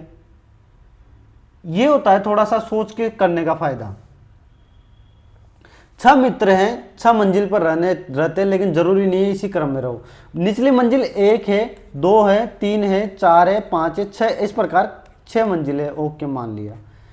एम एक सम संख्या वाली मंजिल पर रहता है। ओके, एम सम संख्या वाली मंजिल पर रहेगा, यानी कि 2 पे, 4 पे, 6 में से कहीं पे एम रहेगा। ओके, टी एम और एन के ऊपर रहता है। ओके, ये भी मान लिया मैंने कि जो भी टी है ना, एम और एन के ऊपर रहता है। ओके, एस बी के नीचे रहता है। अब एक बार बताओ, मैं एक काम करता हूं, इसको एक काम करता हूं, अभी के लिए हटा देता हूं, इसको छोड़ना, बाद में लिख लूंगा इसको। एम और ए के बीच 2 मंजिल है। एक बार बताओ, एम है ना, एम और ए के बीच 2 मंजिल है, 2 मंजिल। ओके, मान लिया। अब ये बोल रहा है कि टी एम और एन के बीच, अब देखो ए सबसे नीचे नहीं है, मैंने मान लिया सबसे नीचे तो नहीं है, क्योंकि अगर मैं यहां रख देता तो नीचे आ जाता। ओके, एम और एन के बीच क्या, एक व्यक्ति का अंतराल है, इनकी एक व्यक्ति का अंतराल भी मैंने मान लिया। ओके, अब अगर एम सम वाली मंजिल पर रहता है, एक बार बताओ, तो यहाँ क्या है, अभी इसको छोड़ दो, टी एम और एन के ऊपर रहता है। अगर एक बार बताओ एम और एन के ऊपर रहेगा तो टी यहीं कहीं रहेगा। ओके, ये कितने लोग हो गए, 5। अब छठा लोग मुझे चाहिए, बी है ना एस के नीचे रहता है, इनकी एस यहाँ रहेगा तभी बी यहाँ रहेगा, यही मानते हो ना। अब देख लो भाई, इसको 6 लिख लो, इसको 5 लिख लो, इसको 4 लिख लो, इसको 3 लिख लो, इसको 2 लिख लो, इसको 1 लिख लो, खत्म। एस किस मंजिल पर रहता है, एस तीसरी मंजिल पर रहता है, तीसरी पर, खत्म। ये आंसर आ गया। नेक्स्ट, आउट स्टे का मतलब क्या है। एक चीज बताओ, इसने कुछ नहीं किया, इसने ये जो चीज लिखी है ना, सोचो कैसे लिखी होगी। एक चीज बताओ, ये जो सारे शब्द इसी में दिख रहे हैं, बिल्कुल दिख रहे हैं सर। इसने क्या किया है, इन्हीं शब्दों को क्या है ना अंग्रेजी वर्णमाला के अनुसार व्यवस्थित कर दिया, तो मैं भी अंग्रेजी वर्णमाला के अनुसार व्यवस्थित कर दूंगा। अब देखो, सबसे पहले क्या आएगा, जी, फिर एच, जी एच आएगा भाई, जी एच, जी एच, ये रहा जी एच, जी एच, खत्म। एक ही ऑप्शन में जी एच है, बात खत्म भाई। सबसे पहले जी आएगा फिर एच आएगा, इसको भी अंग्रेजी वर्णमाला के अनुसार ही व्यवस्थित करना है, खत्म। क्या करना है, सबसे पहले क्या आएगा, देखो देखो देखो, ए डी तो सब में है, ए डी के बाद ए वाला आ जाएगा, तो ये आ जाएगा सबसे पहले, सब में है। उसके बाद ए के बाद क्या आता है, डी, तो डी वाला आ जाएगा, डी वाला 3 आ जाएगा, सब में है। 4 भी सब में है। ओके, जे आ चुका, जे के बाद क्या आ जाएगा, जे वाले ढूंढो, जे के बाद यू है, एक में यू है, एक में यू है, एक में ओ है, तो ओ वाला पहले आ जाएगा। 4 के बाद 7 आएगा, 7 बिल्कुल। 7 के बाद कौन सा आ जाएगा, 2 आएगा या 6 आएगा। अब देखो, जे ओ है, 2 और 6, इसमें भी यू है, इसमें भी यू है, तो यू के बाद डी वाला आएगा, यानी कि 7 के बाद क्या आएगा, 6 वाला, 7, 6, 2, 5, यानी कि डी, खत्म। नेक्स्ट, दी गई श्रृंखला में प्रश्न चिन्ह के स्थान पर कौन सी संख्या आएगी। 320 और कितना, इसके बीच अंतर कितना है बताओ पहले तो। कौन सा 10वां क्वेश्चन है ना। एक चीज बताओ, इनके बीच अंतर कितना, 95। इनके बीच कितना अंतर है, 25 और 22 47, इसके बीच अंतर कितना है, 55, यानी कि 55 23। ओके, ये कितना अंतर है, 11। ओके, एक चीज देखिए आपने, ये 11 इंटू 2 + 1, ये 23 इंटू 2 + 1, ये 47 इंटू 2 + 1, तो यहाँ भी क्या हुआ होगा, 5 इंटू 2 + 1, तो यहाँ क्या आया होगा, 5। तो इसमें 5 जोड़ दो, सॉरी 5 घटा दो, कितना आ जाएगा भाई, 139। डी आंसर आ गया, डी। बिल्कुल सीधा लॉजिक है। देखो, लॉजिक वो चीज है, आपको पकड़ में आ गया तो अच्छी बात है, नहीं तो टाइम खा जाता है। सभी घोड़े गधे हैं, सभी घोड़े क्या है, गधे गधे। सभी बंदर गधे हैं, सभी बंदर, ये बंदर को मैंने यहाँ बना दिया क्योंकि मुझे घोड़े और बंदर के बीच कोई संबंध नहीं दे रखा। कुछ घोड़े गधे, कुछ घोड़े बंदर है, कुछ घोड़े बंदर हैं, नहीं, हम कह ही नहीं सकते। कुछ बंदर घोड़े हैं, बिल्कुल, कुछ यानी कि दूसरा आएगा ओनली। अच्छा अच्छा अच्छा अच्छा, सॉरी, दोनों सेम ही है ना, तो एक काम करो, दोनों नहीं होगा, फिर तो दोनों ही नहीं होगा, दोनों ही नहीं होगा, इसने तो फिर दोनों नहीं होगा। ए आंसर आ गया, ए। मैं पढ़ने में जल्दीबाजी में गलती कर देता हूं यार कभी कभी। 12वां, ये क्या बोल रहा है, नीचे दी गई श्रृंखला के अनुसार निम्नलिखित में से 4 में से 3 एक निश्चित तरीके से समान है, इसलिए एक समूह बनाते हैं। निम्नलिखित में से कौन उस समूह से संबंधित नहीं है। ओके, कौन सा संबंधित नहीं है, ए एम और एंड। ए कहाँ है, ए यहाँ है, एम यहाँ है, और एंड कहाँ है, एंड। ओके, इसने क्या किया है, और देखना इसने क्या किया है, ए ये जो बीच वाली संख्या है इसको सबसे पहले रख दिया, उसके बाद ये रख दिया, इसके बाद ये रख दिया, एंड। ओके, तो 2 3 S को ढूंढो, 2 3 S। तो सबसे पहले इधर ए आया है तो इधर क्या आना चाहिए, 2, बिल्कुल सही है। एम की जगह ये 3, बिल्कुल सही है। एस, यानी कि ये भी सही है, ये भी सही है, ये भी सेम लॉजिक पैटर्न फॉलो कर रहे हैं। ओके, अब क्या बच गया, के 4 और परसेंटेज। के कहाँ है, के 4 और परसेंटेज, तो के सबसे पहले आना चाहिए, फिर 4 आना चाहिए, फिर परसेंटेज, ये भी फॉलो कर रहा है। तो अब कौन सा फॉलो नहीं करेगा, लास्ट वाला नहीं करेगा, बात खत्म। डी आंसर आ गया भाई। 3 फॉलो कर रहे हैं तो एक ही नहीं करेगा। इसको देखो, ये 5 है, ये 7 है, ये 10 है। ओके, ये 5 है, इनके बीच 2 का अंतर है, इनके बीच 3 का अंतर है, इनके बीच कितना 5 का अंतर है, इनके बीच कितने 7 का अंतर है। तो अब कितने का अंतर आएगा बताओ? 11 का अंतर आएगा, 11 का, क्योंकि इसने क्या किया है, प्राइम नंबर ले रखा है। तो 22 प्लस 11 33 होता है, 33 का मतलब 7, 7। ओके, ये 5 पे, ये 6 पे, ये 8 पे, यानी कि 1 2, फिर ये कितना जाएगा 3, फिर ये ओके 3, ओ पे कितना, फिर ये 4, फिर 5 आना चाहिए, 20 आना चाहिए, जीटी, जीटी, ए आंसर आ गया, ए। नेक्स्ट, 16 लड़कियों की एक पंक्ति में जब सीमा को 2 स्थान बाई खिसकाया जाता है तो बाएं छोर से 7वीं हो जाती है, तो पंक्ति के दाएं छोर से उसका पहला स्थान ज्ञात कीजिए। मैं क्या बोल रहा हूं कि 16 लड़कियों की एक पंक्ति है। ओके, ये 16 लड़कियों के जब सीमा को 2 स्थान बाई खिसकाया जाता है तो बाएं छोर से 7वीं हो जाती है। ये क्या बोल रहा है कि ये पहले, ये अब 7वीं हो गए, लेकिन पहले 2 स्थान आगे किसकाया था, इसको 1 और 2 किसकाया है ना, ये 1 और ये दूसरा यहाँ आ गया, तो ये पहले 5वें स्थान पर रही होगी। तो पंक्ति के दाएं छोर से उसका पहले वाला स्थान क्या था, अब एक बताओ, ये 5 है, इधर कितनी रही होगी 11, तो अब इसका स्थान क्या हो जाएगा भाई। अच्छा, किसका जाता है तो बाएं छोर से हो जाती है 7वीं, बाएं और किसका जाता है, अरे यार मैं क्या कर रहा हूँ, बाएं और कौन सा किसका जाएगा, ये क्या है ना, दाएं और पहले क्या थी, दाएं से क्या थी, कुछ थी, अब इसके क्या हो गया कि ये बाएं और छोर से 7वीं हो जाती है। 2 स्थान किसका आया, तो बाएं छोर से कौन सी हो गई 7वीं। ओके, यानी कि ये 7वीं हो गई अब बाएं छोर से। ओके, तो पहले क्या थी, ये 8 थी, ये 9 थी, तो इधर कितने लोग बचे होंगे 7, अब 7 बचे होंगे तो इसका स्थान क्या होगा 8वां होगा, 8वां, तो सी आंसर हो जाएगा। क्या सबको बात समझ में आ गई? नेक्स्ट, 6 मीटर चलने के बाद व्यक्ति दाएं मुड़ जाता है। ओके, मैंने माना कि कोई भी दिशा में चल लिया, मैं 6 मीटर किस दिशा में चल लिया, मान लो कि मैं 6 मीटर इस दिशा में चल लिया, 6 मीटर। ओके, ये दाएं मुड़ा, यहां से 12 चला, 6 चला, फिर 12 चला, फिर दाएं मुड़ा, अब दाएं किस साइड मुड़ूंगा, इस साइड, 9 चला, 9, अब दक्षिण के दिशा के सम्मुख, अब दक्षिण दिशा के सम्मुख हूं, यहां तो पश्चिम दिशा के सम्मुख हूं, लेकिन एक्चुअल में जो क्वेश्चन कह रहा है कि आप पश्चिम नहीं, आप क्या हो दक्षिण, यानी कि एक इस साइड हो, यानी कि दक्षिण, यानी कि पश्चिम से उल्टा एक दक्षिणावर्त दिशा में, यानी कि घड़ी के विपरीत दिशा में। ओके, तो यहां मैं क्या पूर्व ना चल के किस साइड चलूंगा, उत्तर की ओर चलूंगा, उत्तर, इसको भी पीछे ले आओ, आंसर क्या हो गया बी। नेक्स्ट क्वेश्चन, 6 व्यक्ति एबीसीडी एक सप्ताह में सोमवार से लेकर उसी सप्ताह के शनिवार तक कार्यालय जाते हैं, बी गुरुवार और शुक्रवार को कार्यालय नहीं जाता। ओके, मैं क्या बोलता हूं कि लिख लो, सोम, मंगल, बुध, गुरु, शुक्र और शनि, ये 6 दिन कार्यालय जाते हैं। ओके, ये बोल रहा है कि बी गुरुवार और शुक्रवार को नहीं जाता, बी तो ना तो गुरुवार को जाता है ना शुक्रवार को, ई एफ के ठीक बाद जाता है। ओके,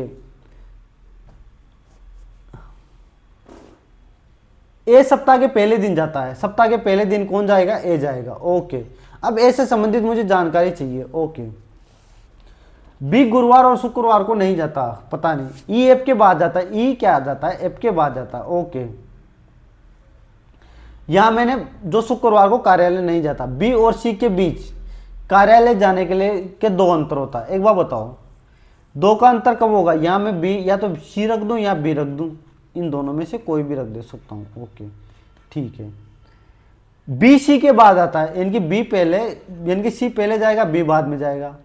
अब यहीं से सेट कर दो, बी गुरुवार और शुक्रवार को नहीं जाता, तो मैं यहां भी नहीं रख सकता बी को, गुरुवार यहां रखूंगा तो शुक्रवार को जाएगा, तो बी यहां रख दूंगा, तो ई यहां जाएगा, एफ यहां जाएगा, सॉरी ई, अच्छा एफ यहां जाएगा, सी यहां जाएगा, यहां क्या बच गया डी, डी किस दिन जाता है, मंगलवार को, ये खत्म। नेक्स्ट, अक्षरों, प्रतीकों, संख्याओं की निम्नलिखित श्रृंखला में चिन्हों की संख्या और स्वरों की संख्या का योग। प्रतीक और संख्याओं की श्रृंखला में संख्या और स्वरों का योग कितना होगा? संख्या कितनी है? 1 2 3 4 5 6 7 8 9 10 11। 11 तो संख्या हो गई। और स्वर कितने हैं? 1 2 3 4 और 5, यानी कि +5, यानी कि टोटल 16 आ गए भाई। 17वें का आंसर क्या हो गया? 16। नेक्स्ट, थोड़ा सा स्पीड भी बढ़ानी पड़ेगी मेरे भाई, क्योंकि अब क्या है ना 30 मिनट से भी कम रह गए। अभी तो कितने क्वेश्चन हुए? 42 क्वेश्चन हुए। इसको भी क्या किया है, जब पहले वाला पैटर्न था ना उसे अंग्रेजी वर्णमाला में जमाया। देखो देख लो, तो ए सबसे पहले आएगा, फिर ई आएगा, ए आएगा सबसे पहले, फिर ई आएगा, ई आएगा, ये डी आंसर हो गया भाई, डी। लॉजिक सेम है पहले वाला ही। इसको देखिए आप लोग, इसको मैं हर बार कहता हूं कि फटाफट वही जमा लो। सबसे पहले एफ बराबर जी। सबसे पहले एक काम करो, बीच वाले को लिख लो आर आई जी। अब एक बार बताओ, आई किससे छोटा है? जे से, तो यहां मैं लिख देता हूं, ये जे लिख दिया। पी किससे, अब देखना, एफ बराबर जी है, ओके। तो ये क्या है? पी किससे छोटा है? एफ से। ले लो, अब इसी को सोल्व करना है मुझे, फटाफट कर दो। जे आर से बड़ा है क्या? जे आर से बड़ा है? कह सकते हो जे आर से बड़ा है? नहीं, गलत, क्योंकि मैं जे को मान लो इस साइड भी ले लूँ तो कह ही नहीं सकता कि मैं जे आर से बड़ा है।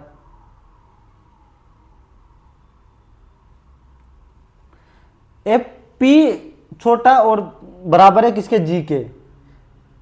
तो बिल्कुल, अगर मैं यहां जी को रख दूं तो ये बन जाएगा ना, यानी कि दूसरा सही, ओनली 2। नेक्स्ट, कुछ शिक्षक ग्रेजुएट है, कुछ शिक्षक है ना, वो क्या है? ग्रेजुएट है। कुछ ग्रेजुएट महिला है, ओके। सभी महिलाएं औरतें, ओके। फटाफट कह दो, कुछ महिलाएं शिक्षक है? नहीं, क्योंकि हमें इसके बारे में जानकारी नहीं है, ठीक है। कुछ औरतें शिक्षक है? नहीं, ये भी गलत हो गया। सभी औरतें महिलाएं हैं, सभी औरतें, यह भी गलत हो गया कि इनकी कोई भी अनुसरण नहीं करता। नेक्स्ट, निम्नलिखित में से कौन सी संख्या अभियांत्रिकों को दर्शाती है जो बाहर काम करते हैं? पहले अभी की यांत्रिकों को कौन दर्शाता है, और चलचित्र भी देखते हैं, ओके। वर्ग दर्शाता है, पहली बात तो वर्ग के अंदर आएगा। बाहर काम करने वालों को कौन दर्शाता है? आयत, यानी कि इनके बीच आएगा, ओके। अब चलचित्र भी होने चाहिए इनके 3, यानी कि तीनों का कॉमन होना चाहिए। 3 आंसर आ गया भाई, ए। नेक्स्ट, 22। ये 18 पे है, ये 15 पे है, तो ये भी कितने पे आएगा भाई? ये 18 पे है, ये 14 पे है, तो यहाँ कितना आएगा? जे आएगा 10, फिर 6 है, तो 4 का अंतर है, जे जे जे, यानी कि ओके। अब जे है, फिर 17 है, इनके 7, फिर प्लस में 7 कर दूंगा तो 24 आएगा, और फिर 7 जोड़ूंगा तो कितना जाएगा? 31। 31 का मतलब ई, यानी कि आंसर क्या आएगा? एक्स आएगा, एक्स। खत्म। ये तो कर सकते हो ना, जल्दी जल्दी करवा देता हूं इसको, तो ये तो आराम से कर सकते हो यार, ये लॉजिक तो आप लोग। इसको देखो, +4 है, +11 है, प्लस कितना है? 30 है, प्लस कितना है? 28 और 67, 28 और 67, ओके। एक चीज समझे, 4 क्या है? 1 की क्यूब +3, 11 क्या है? 2 का क्यूब +3, 30 क्या है? 3 का क्यूब +3, 67 क्या है? 4 का क्यूब +3, तो अब क्या आएगा? 5 का क्यूब +3, यानी कि 128। 128 जोड़ दो इसमें, 267, 267 भाई, ए आंसर हो गया, ए। बिल्कुल सीधा लॉजिक है। भिन्न कौन सा है बताओ?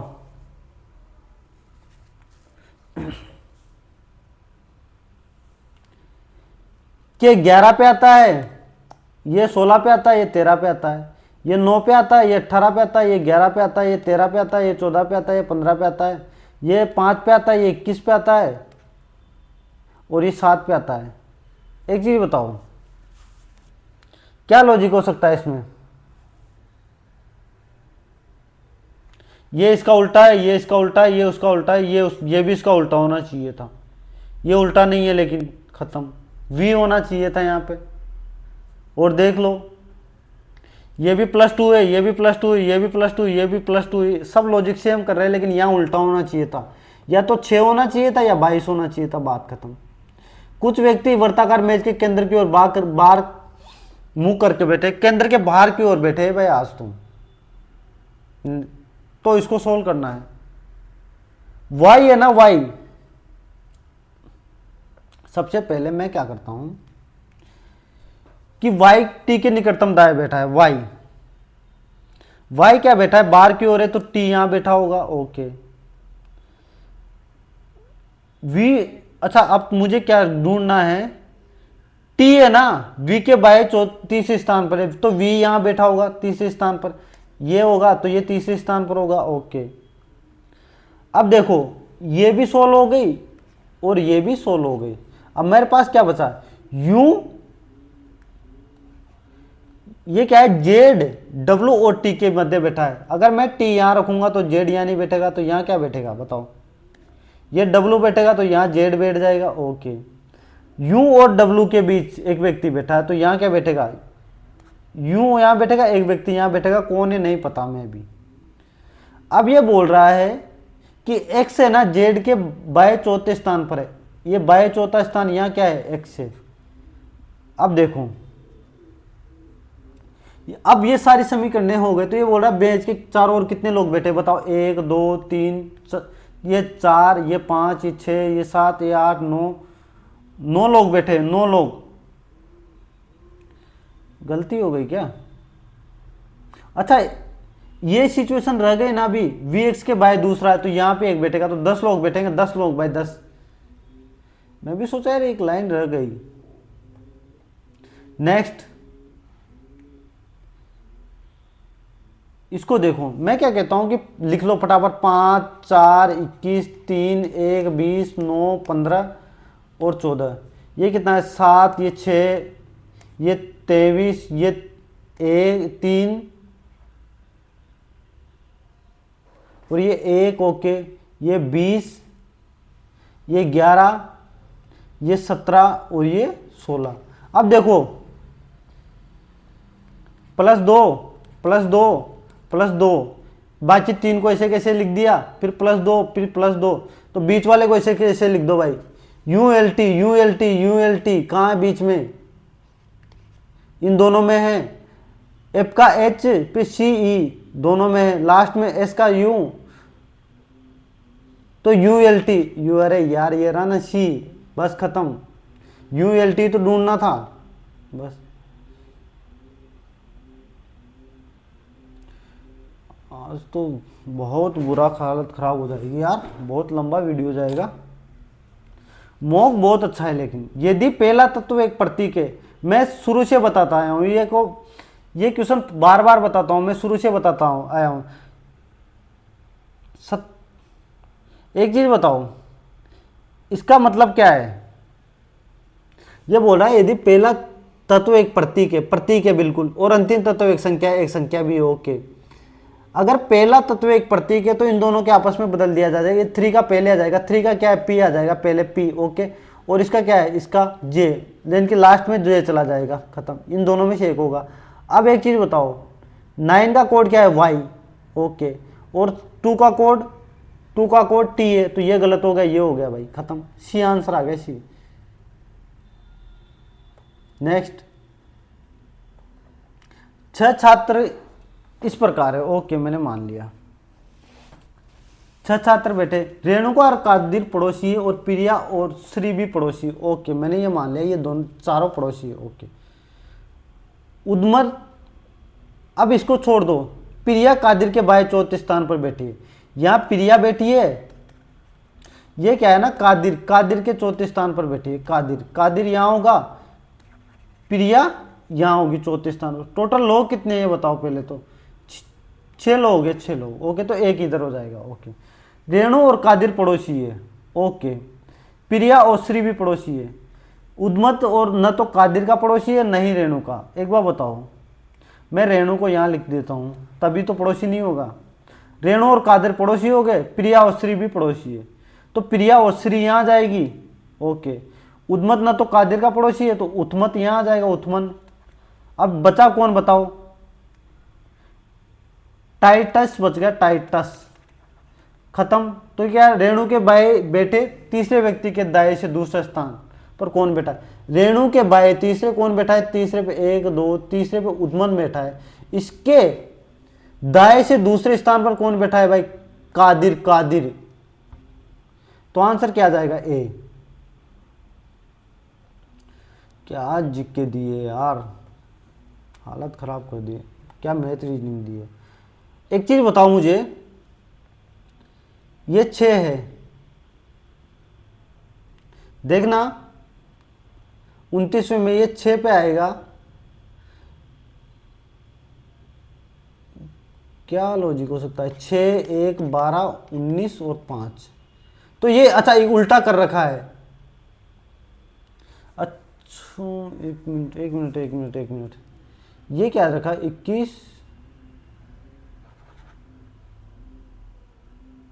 एक मिनट यार, इसको चलो छोड़ देते यार, ये समझ में नहीं आ रहा, छोड़ो यार, मुझे नहीं पता, इसका लॉजिक समझ ही नहीं आ रहा। Next 30वां question. 5 मित्र एक वर्ताकार मेज के इर्द गिर्द केंद्र की ओर मुख करके बैठे। ओके, 5 मित्र बिठा दे। अभिषेक शरद के निकटतम बाएं बैठा है, अभिषेक शरद के निकटतम बाएं बैठा है, शरद यहाँ होगा। विशाल वसीम के बाएं तीसरे स्थान पर, यहाँ विशाल बैठा होगा, तभी वसीम यहाँ बैठेगा, तभी इसके बाएं तीसरे स्थान पर होगा। कौन बैठा है भाई? ये जोसेफ बैठा होगा। ये बोल रहा है अभिषेक और जोसेफ के बीच कौन बैठा है? या तो विशाल या शरद, इसने या तो ये आएगा या फिर कौन सा आएगा, या वसीम आएगा। तो मैं आंसर क्या लगाऊंगा, आप बताओ? फंस गए ना? तो मैं एक्चुअल में ये लगाऊंगा, क्यों? क्योंकि मुझे इसके बारे में तो कंफर्म जानकारी है, वसीम के बारे में, तो मैं ये लगाऊंगा, क्योंकि इसने दाएं बाएं कुछ नहीं बता रखा। अब ये कितने 20 क्वेश्चन है, अभी 15 मिनट अपने पास, कोशिश करूंगा कि आपको ये सारे क्वेश्चन बता दूं। पहला क्वेश्चन, निम्नलिखित में से कौन सी सरकारी योजना विशेष रूप से असंगठित श्रमिकों के लिए वृद्धावस्था सुरक्षा पर केंद्रित है? तो यह है प्रधानमंत्री श्रम योगी मानधन योजना। यह शुरू कब हुई थी? मार्च 2019 में। मार्च 2019 में। कहां से शुरू हुई थी? गुजरात से। ठीक है, ये पहला क्वेश्चन का आंसर क्या आ गया? प्रधानमंत्री श्रम योगी मानधन योजना। नेक्स्ट क्वेश्चन, श्रम की स्थितियों के सुधार में के लिए भारत में पहला कारखाना अधिनियम कब आया था? बताओ, पहला कारखाना अधिनियम कब आया था? 1881 में। ठीक है, उस समय कौन था बताओ? उस समय जो क्या बोलते हैं वाइसराय, कौन था बताओ? Lord Ripon. और एक बार बताओ, लॉर्ड डफरिन के समय क्या हुआ था? सबसे बेस्ट घटना बताओ, सबसे जो फेमस हो। कांग्रेस की स्थापना 1885 में। करजन के समय 1905 में बंगाल का विभाजन। कैनिंग क्या था? कैनिंग भारत का अंतिम गवर्नर जनरल था और पहला वाइसराय था। तो ये 4 ऑप्शन भी मैंने बता दिए। तो आंसर मेरा क्या आ गया? सी। प्रायद्वीप में भारत की सबसे ऊंची चोटी कौन सी है? तो ये सबको पता है ना, अनाईमुड़ी। नेक्स्ट, मई 2025 में किस भारतीय राज्य ने इन स्पेस के साथ एक समझौता ज्ञापन पर हस्ताक्षर किए हैं? यार ये नहीं पता भाई। नेक्स्ट, भारतीय संविधान का निम्नलिखित में से कौन सा भाग राजभाषा से संबंधित है? सबको पता है ना कौन सा भाग है राजभाषा से संबंधित। पहले मैं आपको बता देता हूं, सारे ऑप्शन बता देता हूं। 19 है ना, 19 वो क्या है? संविधान के विविध प्रावधानों से संबंधित है, विविध प्रावधानों से संबंधित है। 18 किससे संबंधित है बताओ? आपातकालीन से, आपातकाल से, आपातकाल प्रावधानों से। 17 किससे संबंधित है? यही तो राजभाषा, 17 राजभाषा से। मेरा आंसर क्या आ गया? सी। 16 किससे संबंधित है बताओ? जो कुछ वर्ग है ना, जैसे एसटी, ओबीसी, ये इन वर्गों के प्रावधानों से संबंधित है, कुछ वर्गों के विशेष प्रावधानों से। प्रावधानों से। तो मेरा आंसर क्या आ गया, सी। नेक्स्ट, वियना किसकी राजधानी, तो सबको पता है ऑस्ट्रेलिया की राजधानी, ऑस्ट्रिया की राजधानी कौन सी, वियना। 2011 की जनगणना के अनुसार निम्नलिखित में से किस राज्य में महिला साक्षरता दर सबसे कम है। तो ये मैं आपको बता दूं, ये एसएससी सीजीएल 2023 के मेंस में क्वेश्चन आया था, इसको मैं गलत करके आया था और उसी 4 नंबर की वजह से आज मैं इंस्पेक्टर नहीं बन पाया, बहुत दुख होता है। जो इसका आंसर है ना वो होगा राजस्थान। क्या, राजस्थान। किनकी महिला साक्षरता दर सबसे कम, राजस्थान में। निम्नलिखित में से किसे मई 2025 में यूपीएससी के नए अध्यक्ष के रूप में नियुक्त किया गया है। तो ये किया गया भाई डॉक्टर अजय कुमार को। कौन, डॉक्टर अजय कुमार। एक्चुअल में मैं आपको ये बताने का मकसद, अब ये आपको इसके बारे में, यूपीएससी के बारे में बता देता हूँ। यूपीएससी संविधान के कौन से भाग में स्थित है बताओ, भाग 14 में, भाग 14 में। अनुच्छेद कौन सा है, 315 से लेकर 323 तक। ओके, ये अनुच्छेद है संविधान के, ठीक है। इसके बारे में ये क्या है, एक संवैधानिक निकाय है। क्या है, संवैधानिक निकाय, ठीक है। इसमें कितने सदस्य होते हैं, एक अध्यक्ष होता है, एक अध्यक्ष सहित 11 सदस्य होते हैं। कितने सदस्य, 11 सदस्य। ओके, उसके बाद इसको चुनता कौन है, यूपीएससी के जो अध्यक्ष होता है इसको चुनता कौन है, कौन चुनता है, राष्ट्रपति। यूपीएससी के अध्यक्ष को चुनता कौन है, राष्ट्रपति चुनता है। यूपीएससी के अध्यक्ष की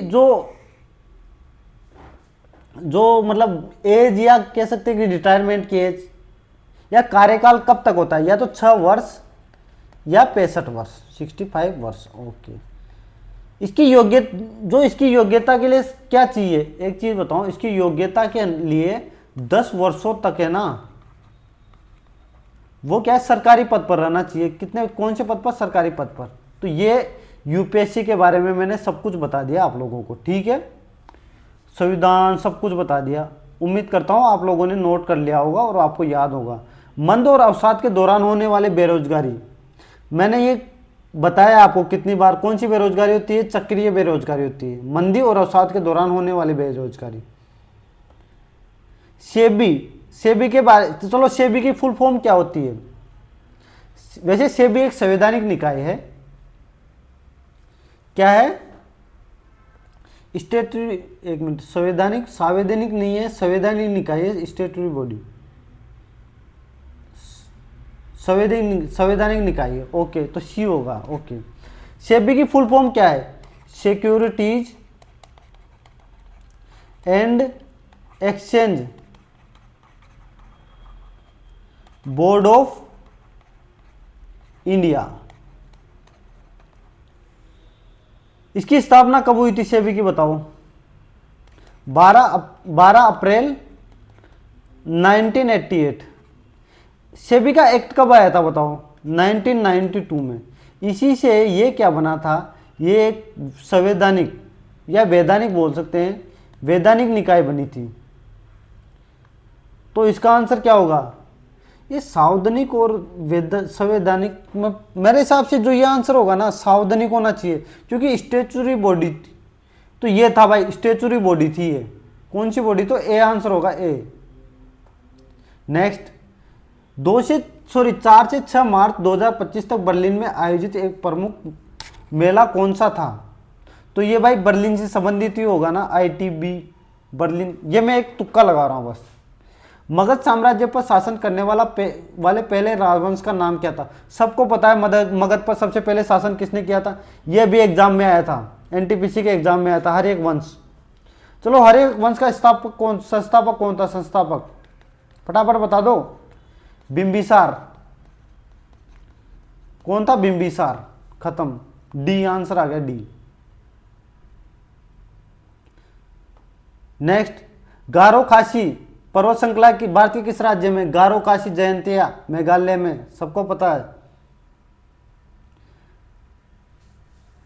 श्रीलंका और भारत के समुद्र के एक सक्रिय जल डमरू द्वारा अलग होती है भारत से, तो सबको पता है पाक जल डमरू। 1930 में महात्मा गांधी के नेतृत्व में जो दांडी मार्च किस ब्रिटिश नीति के विरोध में एक महत्वपूर्ण विरोध प्रदर्शन था? सबको पता है, नमक कर। जो दांडी मार्च है वो नमक कर। कितने भारतीय राज्य भूटान के साथ सीमा साझा करते हैं? तो इसकी एक ट्रिक होती है, ट्रिक बता देता हूं। बासा। बा का मतलब बंगाल, ए का मतलब असम, इसका मतलब सिक्किम, ए का मतलब अरुणाचल प्रदेश। खत्म। तो चार राज्य भूटान के साथ क्या करते हैं? अपनी सीमा साझा करते हैं। ठीक है, इसको देखो। मार्च 2025 में जो आर्द्रभूमि के बुद्धिमानी पूर्ण उपयोग के लिए रामसर पुरस्कार पाने वाले पहले भारतीय कौन थे? तो सबको बता देता हूं, ये थे जयश्री वेंकटेशन। मैंने अपने टेलीग्राम चैनल पर करंट की जो पीडीएफ डाली है उसमें ये क्वेश्चन सीधा सीधा है भाई। ठीक है, भारतीय संविधान के निम्नलिखित में से किस अनुच्छेद में राज्यपाल द्वारा शपथ या प्रतिज्ञान का उल्लेख है? तो सबको पता होना चाहिए, किसमें है भाई? 157, सॉरी शपथ 159 में। आंसर मेरा क्या हो जाएगा? सेकंड। 157 में क्या है ये बताओ? राज्यपाल की योग्यताएं। मैं लिख देता हूं, योग्यताएं। 161 में क्या है? समाधान की शक्ति, राज्यपाल के पास समाधान की शक्ति। 155 में क्या है? बताओ फटाफट। 155 में क्या है यार? नहीं पता, चलो छोड़ो, फिर मुझे भी नहीं आ रहा है। 155 में क्या? 159 आंसर होगा किसका? इसमें शपथ दिया हुआ है 159 में। 157 में योग्यताएं दी हुई है और 161 में समाधान की शक्ति दी हुई है। सिंधु घाटी के नगरों और शहरों की प्रमुख स्थापत्यिक विशेषताएं क्या थी? तो ये दुर्ग थे भाई, दुर्ग। अब एक चीज बताओ, सिंधु घाटी सभ्यता के बारे में आपको बता देता हूं। ये सबसे पहले शब्द किसने यूज किया था? तो जॉन मार्शल ने। किसने? जॉन मार्शल ने। सबसे बड़ा स्थल कौन सा है? मोहनजोदड़ो कहाँ है बताओ? पाकिस्तान में। अगर मोहनजोदड़ो पाकिस्तान में है तो ये तो इंडिया मतलब वर्ल्ड का सबसे बड़ा स्थल हो गया सिंधु घाटी का। तो भारत का कौन सा है? भारत का सबसे बड़ा, ये तो पाकिस्तान में है। तो भारत का होगा भाई राखीगढ़ी। कौन? राखीगढ़ी। ठीक है, तो आंसर क्या आ गया? दुर्ग। नेक्स्ट, भारत की संविधान सभा का चुनाव कब हुआ था? सबको मैंने बताया, कितनी बार बताया? जुलाई 1946 में। खत्म। संविधान सभा की पहली बैठक कब हुई थी बताओ? पहली बैठक 9 दिसंबर 1946। कौन सा पहला सत्र था ये? पहली बैठक बोल लो या पहले सत्र बोल लो। चुनाव कब हुआ था? जुलाई 1946 में। ये मेरे 20 क्वेश्चन खत्म हो जाते। अब मेरे जो क्या बच गया, मेरे पास क्या बच गई? साइंस बच गई, साइंस। अब इसको फटाफट मैं साइंस को भी करवा देता हूं आप लोगों के लिए। ज्योति तीव्रता किस में नापी जाती है? तो कैंडेला में, यानी कि पहला चौथे से संबंधित आएगा, पहला चौथे से। ये क्वेश्चन पहले रिपीटेड है भाई, मैंने पहले भी बताया है क्वेश्चन। अगर ज्योति तीव्रता कैंडेला से पदार्थ की मात्रा मोल में नापी जाती है, तो किस में नापा जाता है बताओ? हेनरी में, चुंबकीय फ्लक्स वेबर में। तो क्या आंसर आ गया? ए। बैरोमीटर पाठ्यांक तेजी से गिरता है तो मौसम कैसे बदलेगा? चलो एक बार बताओ। अगर बैरोमीटर किसको नापता है? वायुमंडलीय दाब को। अगर बैरोमीटर गिर गया, समझना, तो क्या हो जाएंगे? भयंकर तूफान आने लग जाएंगे। यानी कि दाब अगर गिर गया, बैरोमीटर नापता वायुमंडलीय दाब को है, वायुमंडलीय कम हो गया तो तूफान आएंगे, तूफान। आयनिक यौगिक Na2Cr2O7 में क्रोमियम का ऑक्सीकरण क्या है? एक बार बताओ, Na का जो ऑक्सीकरण है वो 1 होता है, 1। ठीक है, क्रोमियम का क्या होता है? नहीं पता, मैं बताता हूँ अभी। क्या O का क्या होता है? O का बताओ। -2। ओके, एक्चुअल में ये कितने? 2 Na है, तो 2 × 1 हो जाएगा, प्लस ये कितना है? 2 × x प्लस 7 × -2 बराबर 0 होता है। ओके, 2 + 2x - 14 बराबर 0। तो ये कितना आ जाएगा? 2x बराबर 12, तो x बराबर 6 आ गया 6, तो क्या आंसर होगा 6। नेक्स्ट, आवर्त 2 से संबंधित एक तत्व का इलेक्ट्रॉनिक विन्यास और मजबूत संकलन गुण है। तो पहले एक बात बताओ, संकलन गुण किनके बीच होता है? कार्बन के बीच, कार्बन के बीच, कार्बन के बीच। कार्बन किस पे आता है? 6 नंबर पर परमाणु क्रमांक। तो 6 की जो इलेक्ट्रॉनिक विन्यास क्या होता है? 2 और 4, यही होता है ना, खत्म। सी। नेक्स्ट क्वेश्चन, निम्नलिखित में से कौन सा समूह संचारी रोगों का प्रतिनिधित्व करता है? यानी कि वायरस के बारे में पूछा है इसने। तो ये क्या होता है बताओ? एनीमिया, स्कर्वी, ये तो विटामिन से होने वाले रोग है, छोड़ो। टाइफाइड होता है, एनीमिया नहीं होता है। मलेरिया होता है, स्वाइन फ्लू होता है, लेकिन एनीमिया नहीं होता, एनीमिया नहीं होता है, तो ये भी गलत होगी। टाइफाइड होता है, स्वाइन फ्लू होता है, मलेरिया होता है, पोलियो भी होता है, बिल्कुल। तो ये कौन सा हो गया? सी आंसर हो गया भाई, सी। यानी कि जो संचारी रोग है, यानी कि वायरस से होने वाले रोग कौन कौन से हैं? टाइफाइड, स्वाइन फ्लू, मलेरिया और पोलियो। देखो, साबुन की अपेक्षा संश्लेषित अपमार्जक सफाई के लिए अच्छे होते हैं, क्यों? बताओ बताओ बताओ। क्योंकि ये कठोर जल में भी अवक्षेपित नहीं होते हैं, ठीक है, इसलिए अच्छे होते हैं अपमार्जक के लिए। निम्नलिखित में से कौन सा ब्लीचिंग पदार्थ नहीं है? तो मैंने एक ये आपको बता रखा है, कौन सा नहीं है बताओ? सोडियम हाइपोक्लोराइड है, कैल्शियम हाइपोक्लोराइड है, हाइड्रोजन पेरोक्साइड है, और कौन सा नहीं है? डी वाला नहीं है, डी वाला। तो आंसर क्या हो जाएगा? डी। भारी वस्तु ए का संवेग हल्की वस्तु ए के बराबर है, तो क्या इसका मतलब? बी का वेग ए से अधिक होगा। ये क्वेश्चन पहले रिपीटेड है भाई, आपने अगर मेरे सारे मॉक देखे हैं तो ये क्वेश्चन आपको आना चाहिए था। भारी वस्तु ए का संवेग हल्की वस्तु बी के बराबर है, क्योंकि बी का वेग ए से अधिक है। इस क्वेश्चन को देखो, एक लड़के द्वारा गुरुत्व के विरुद्ध किए गए कार्य की मात्रा कितनी है, जिसमें वो 3 kg वजन वाली साइकिल को समतल सड़क पर 10 मीटर की दूरी पर चलाता है। मैं आपको एक चीज बताना चाहता हूं कि जब साइकिल एक क्षैतिज सतह पर चलती है ना, तो गुरुत्वाकर्षण द्वारा किया गया कार्य शून्य होता है, ये बात ध्यान रखना, क्योंकि गुरुत्वाकर्षण बल विस्थापन के लिए लंबवत कार्य करता है, ठीक है। तो इससे क्या होगा, ये जो मैंने बोला है ना, इसका मतलब होता है थीटा बराबर 90 डिग्री होगा, 90 डिग्री। एक बात बताओ, कार्य का सूत्र क्या होता है? I S into cost 90 degree theta होता है ना। 90 डिग्री कोस्ट 90 का मतलब मान क्या होता है? 0। अगर 0 आ गया तो सबको मल्टीप्लाई करोगे तो 0 जूल आएगा, यानी कि ए आंसर आ गया, ए। तो इसी के साथ आपका टाइम खत्म हो जाता है। जितने क्वेश्चन हुए अच्छी बात है। अब जो क्वेश्चन बचे मैं आपको कब करवाऊंगा? अभी इसी के बाद, जस्ट इसी के बाद, ठीक है। कुछ क्वेश्चन गलत भी हुए, मैथ में एक क्वेश्चन गलत हुआ है और रीजनिंग में भी गलत हुए, ओके भाई। तो अब मैं क्या करवाने वाला हूं, जो क्वेश्चन रह गए, नंबर आया 76 77, ओके। अब जो क्वेश्चन रह गए उनको करवाने वाला हूं मैं, और जो गलत हो गए तो मैं आपको फटाफट, अब यहाँ पे मैं फिल्टर मार देता हूँ कौन से क्वेश्चन जो रह गए और जो गलत हुए, इनकरेक्ट और अनअटेम्प्ट। ये थोड़ा सा वीडियो लंबा होगा क्योंकि मैंने काफ़ी कुछ समझा है इसमें।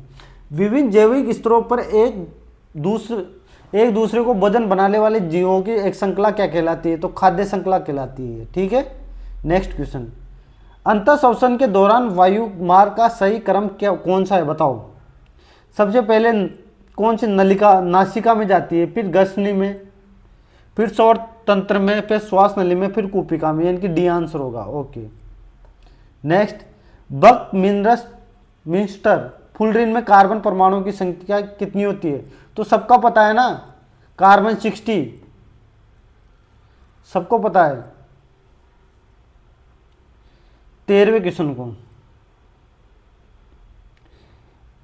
इसको पढ़ो बताओ।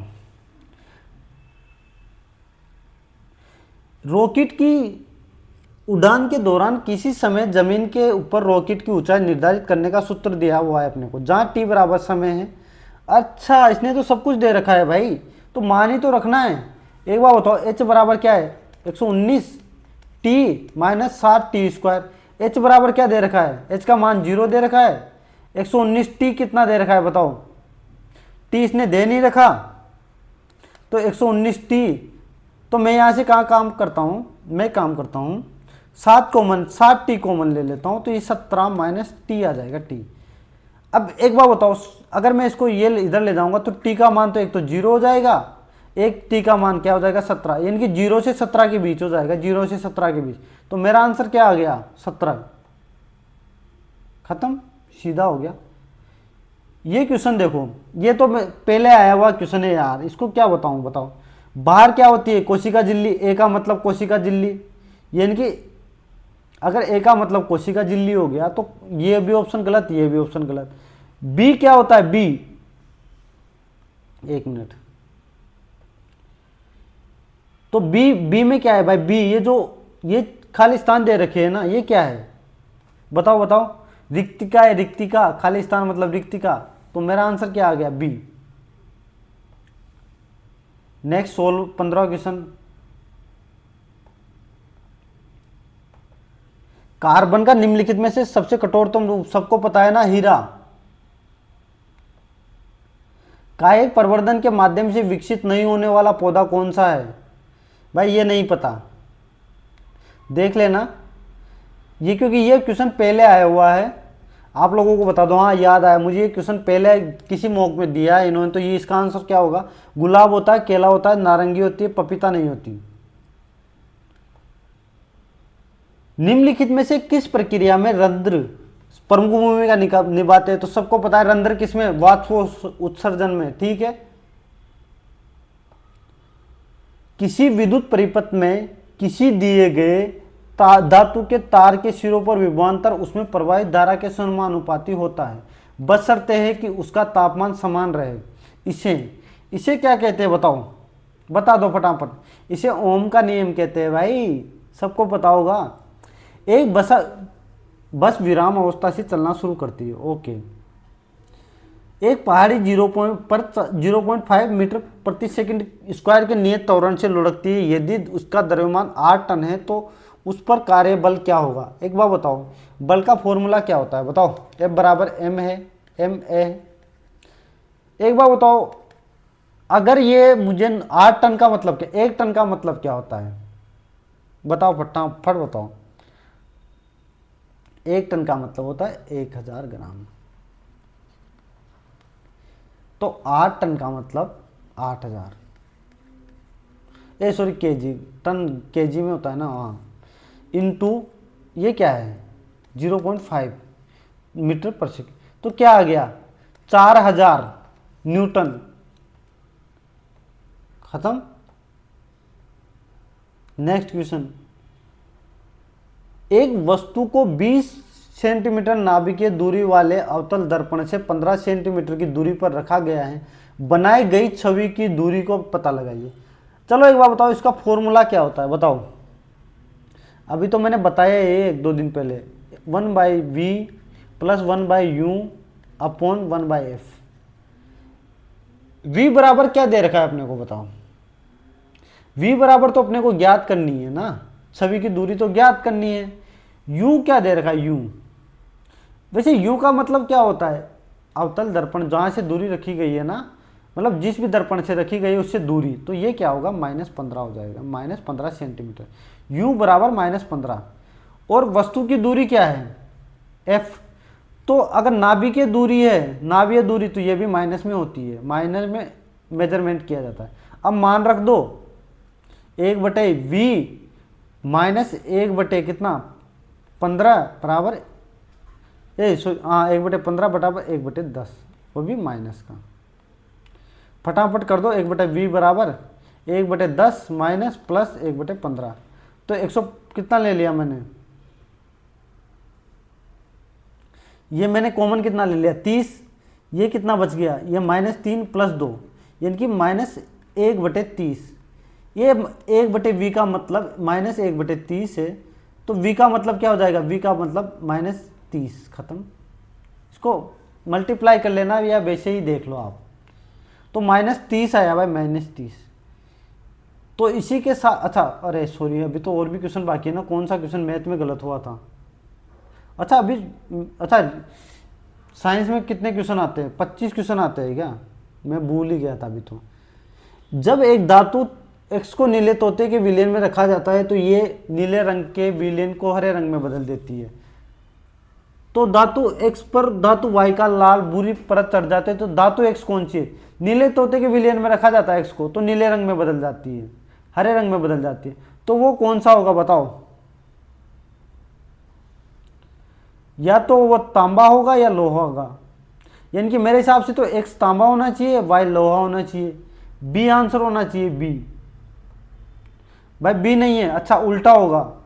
ओके सॉरी, यानी कि जो वाई है ना वो क्या होगा, वो तांबा होगा और एक्स लोहा होगा। मैंने उल्टा बता दिया था।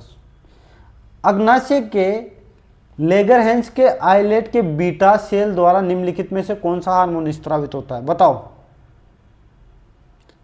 बताया मैंने भाई, ये अग्नाशय कौन सा हार्मोन स्रावित करता है? मैंने कितने बार बताया? इंसुलिन। मैं तो हर बार बताता हूं भाई। निम्नलिखित में से कौन सा सिद्धांत बहुल आवेशों के बीच के पारस्परिक विद्युत बलों को दर्शाता है? सबको पता है, कूलाम का नियम।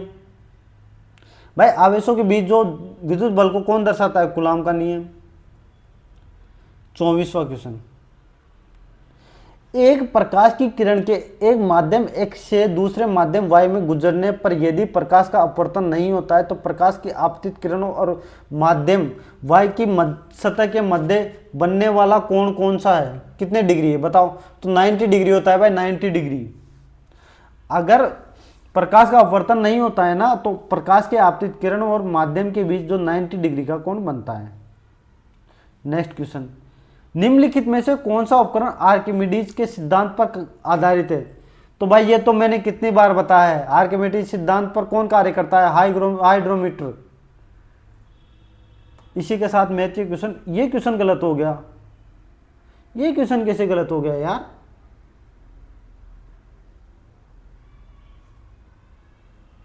अरे यार मैंने गलती कर दी।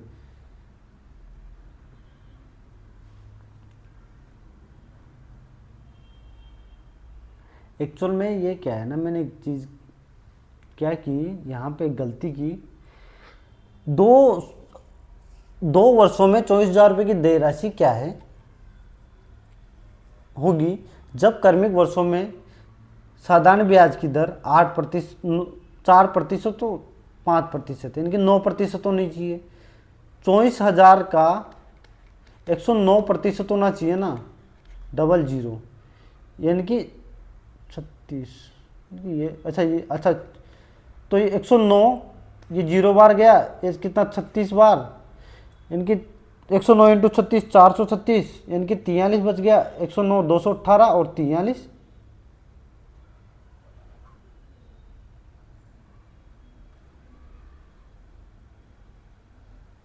यार ये तो 200, हाँ 218, हाँ 261, यानी कि आंसर होना चाहिए था डी, और मैंने क्या लगाया था? डी आंसर होगा। ओ यार ये सबसे बड़ी मिस्टेक हो गई थी भाई, मेरे से माफ़ी चाहता हूँ इसके लिए। 8वां क्वेश्चन मेरे से गलत हो गया था। नेक्स्ट। अच्छा ये गलत हो गया, एफ का एच से किस प्रकार संबंधित है? और 4 क्वेश्चन गलत हुए क्या यार? ये तो बहुत लफड़ा हो गया, ऐसे तो कैसे पार पड़ेगी? तो इनको भी करवा देते हैं फिर, 4 क्वेश्चन गलत हो गए तो। एफ एट द रेट का मतलब क्या है? एफ पुत्री है किसकी? जी की। एंड का मतलब क्या है? जी पति है किसका? एच का। एट द रेट का मतलब एच पुत्री है किसकी? जे की। तो एफ, आपका एफ का एच से संबंध बताना है यार। मैंने क्या किया था, एच से बता दिया था, पुत्री होगी, पुत्री। यार मैं भी क्या कर देता हूँ कभी कभी, ये जल्दीबाजी की वजह से हो गया है भाई। इसमें दोनों ही नहीं होंगे फिर। अच्छा दोनों नहीं, एक हो। एक मिनट, क्या होगा? मैंने क्या लगाया था? दोनों होंगे, इनकी दोनों होंगे। ओके, दोनों कैसे होंगे?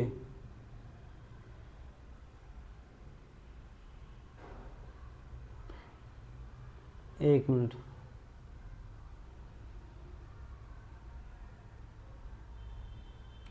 एक काम करता हूँ मैं, इसको दोबारा करता हूँ, आपको समझाना तो पड़ेगा ना भाई। इसको थोड़ा सा मैं नीचे कर लेता हूँ। एक बार बताओ, आर आई जी बराबर एफ, ओके, यानी कि पी है ना वो छोटा है किससे, एफ से, ओके। अच्छा मैंने उल्टा लिख दिया था क्या, अरे यार उल्टा लिख दिया था, ये है। और एक और चीज़ है, जी आई से बड़ा है, जी बड़ा है आई से, ये मैंने उल्टा लिख दिया था है ना यहाँ पे। तो ये क्या होगा, जे बड़ा है किससे, किससे बड़ा है, आर से, बिल्कुल सही है ना यार, मेरी भी बुद्धि मारी गई थी। ये ऐसे होगा, मैंने इसको ऐसे कर दिया था भाई, दोनों सही होंगे, दोनों सही होंगे भाई। ये छोटी छोटी मिस्टेक है ना, दिमाग खराब कर देती है यार। इसको देखो, इसको कैसे कर सकते हो,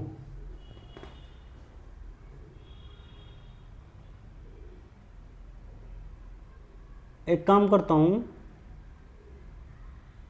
एक चीज देखी मैंने, अच्छा इसमें देखा मैंने, एफ में क्या किया, एफ का उल्टा 21 होता है बिल्कुल। ए एक वोवल है, वोवल, उसमें मैंने 3 जोड़ा तो 4 आ गया। फिर एल का उल्टा कितना था, 15, एस का उल्टा 8, फिर क्या ई है, वोवल है तो इसमें 3 जोड़ा। यानी कि ये क्या कह रहा है कि जो कॉन्सोनेंट है ना, कॉन्सोनेंट, उनमें उनका तो अपोजिट कर दो, और जो वोवल है ना उसमें +3 कर दो, +3।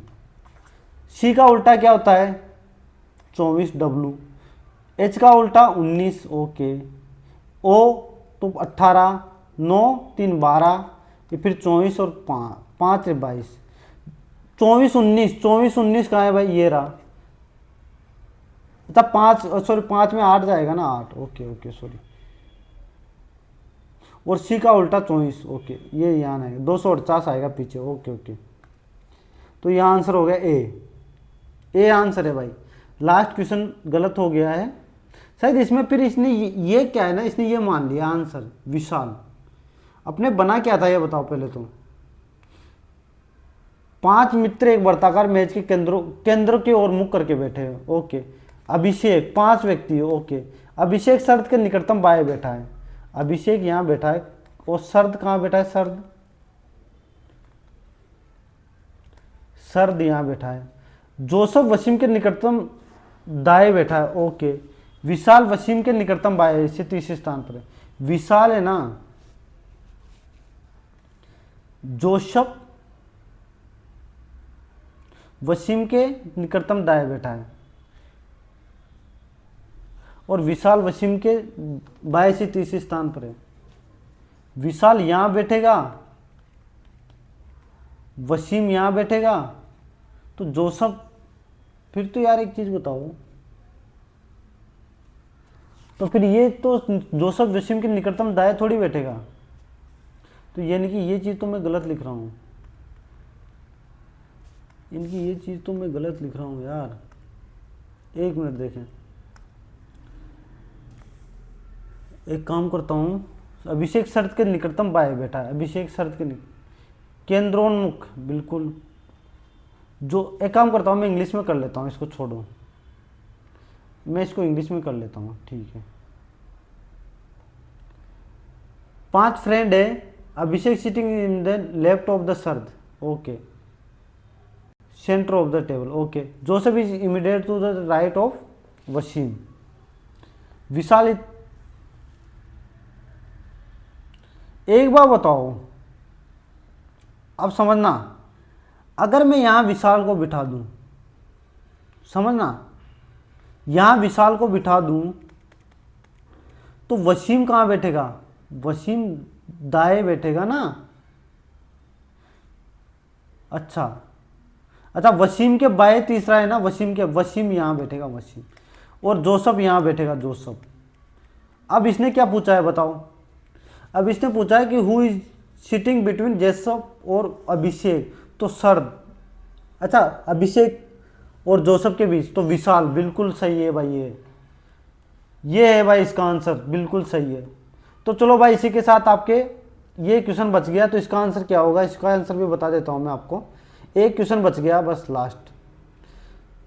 मई 2025 में किस भारतीय राज्य ने space tech and manufacturing park और उत्कृष्टता केंद्र स्थापित करने के लिए इन स्पेस के साथ एक समझौता ज्ञापन पर हस्ताक्षर किए? तो कर्नाटका होगा भाई, कर्नाटका के साथ।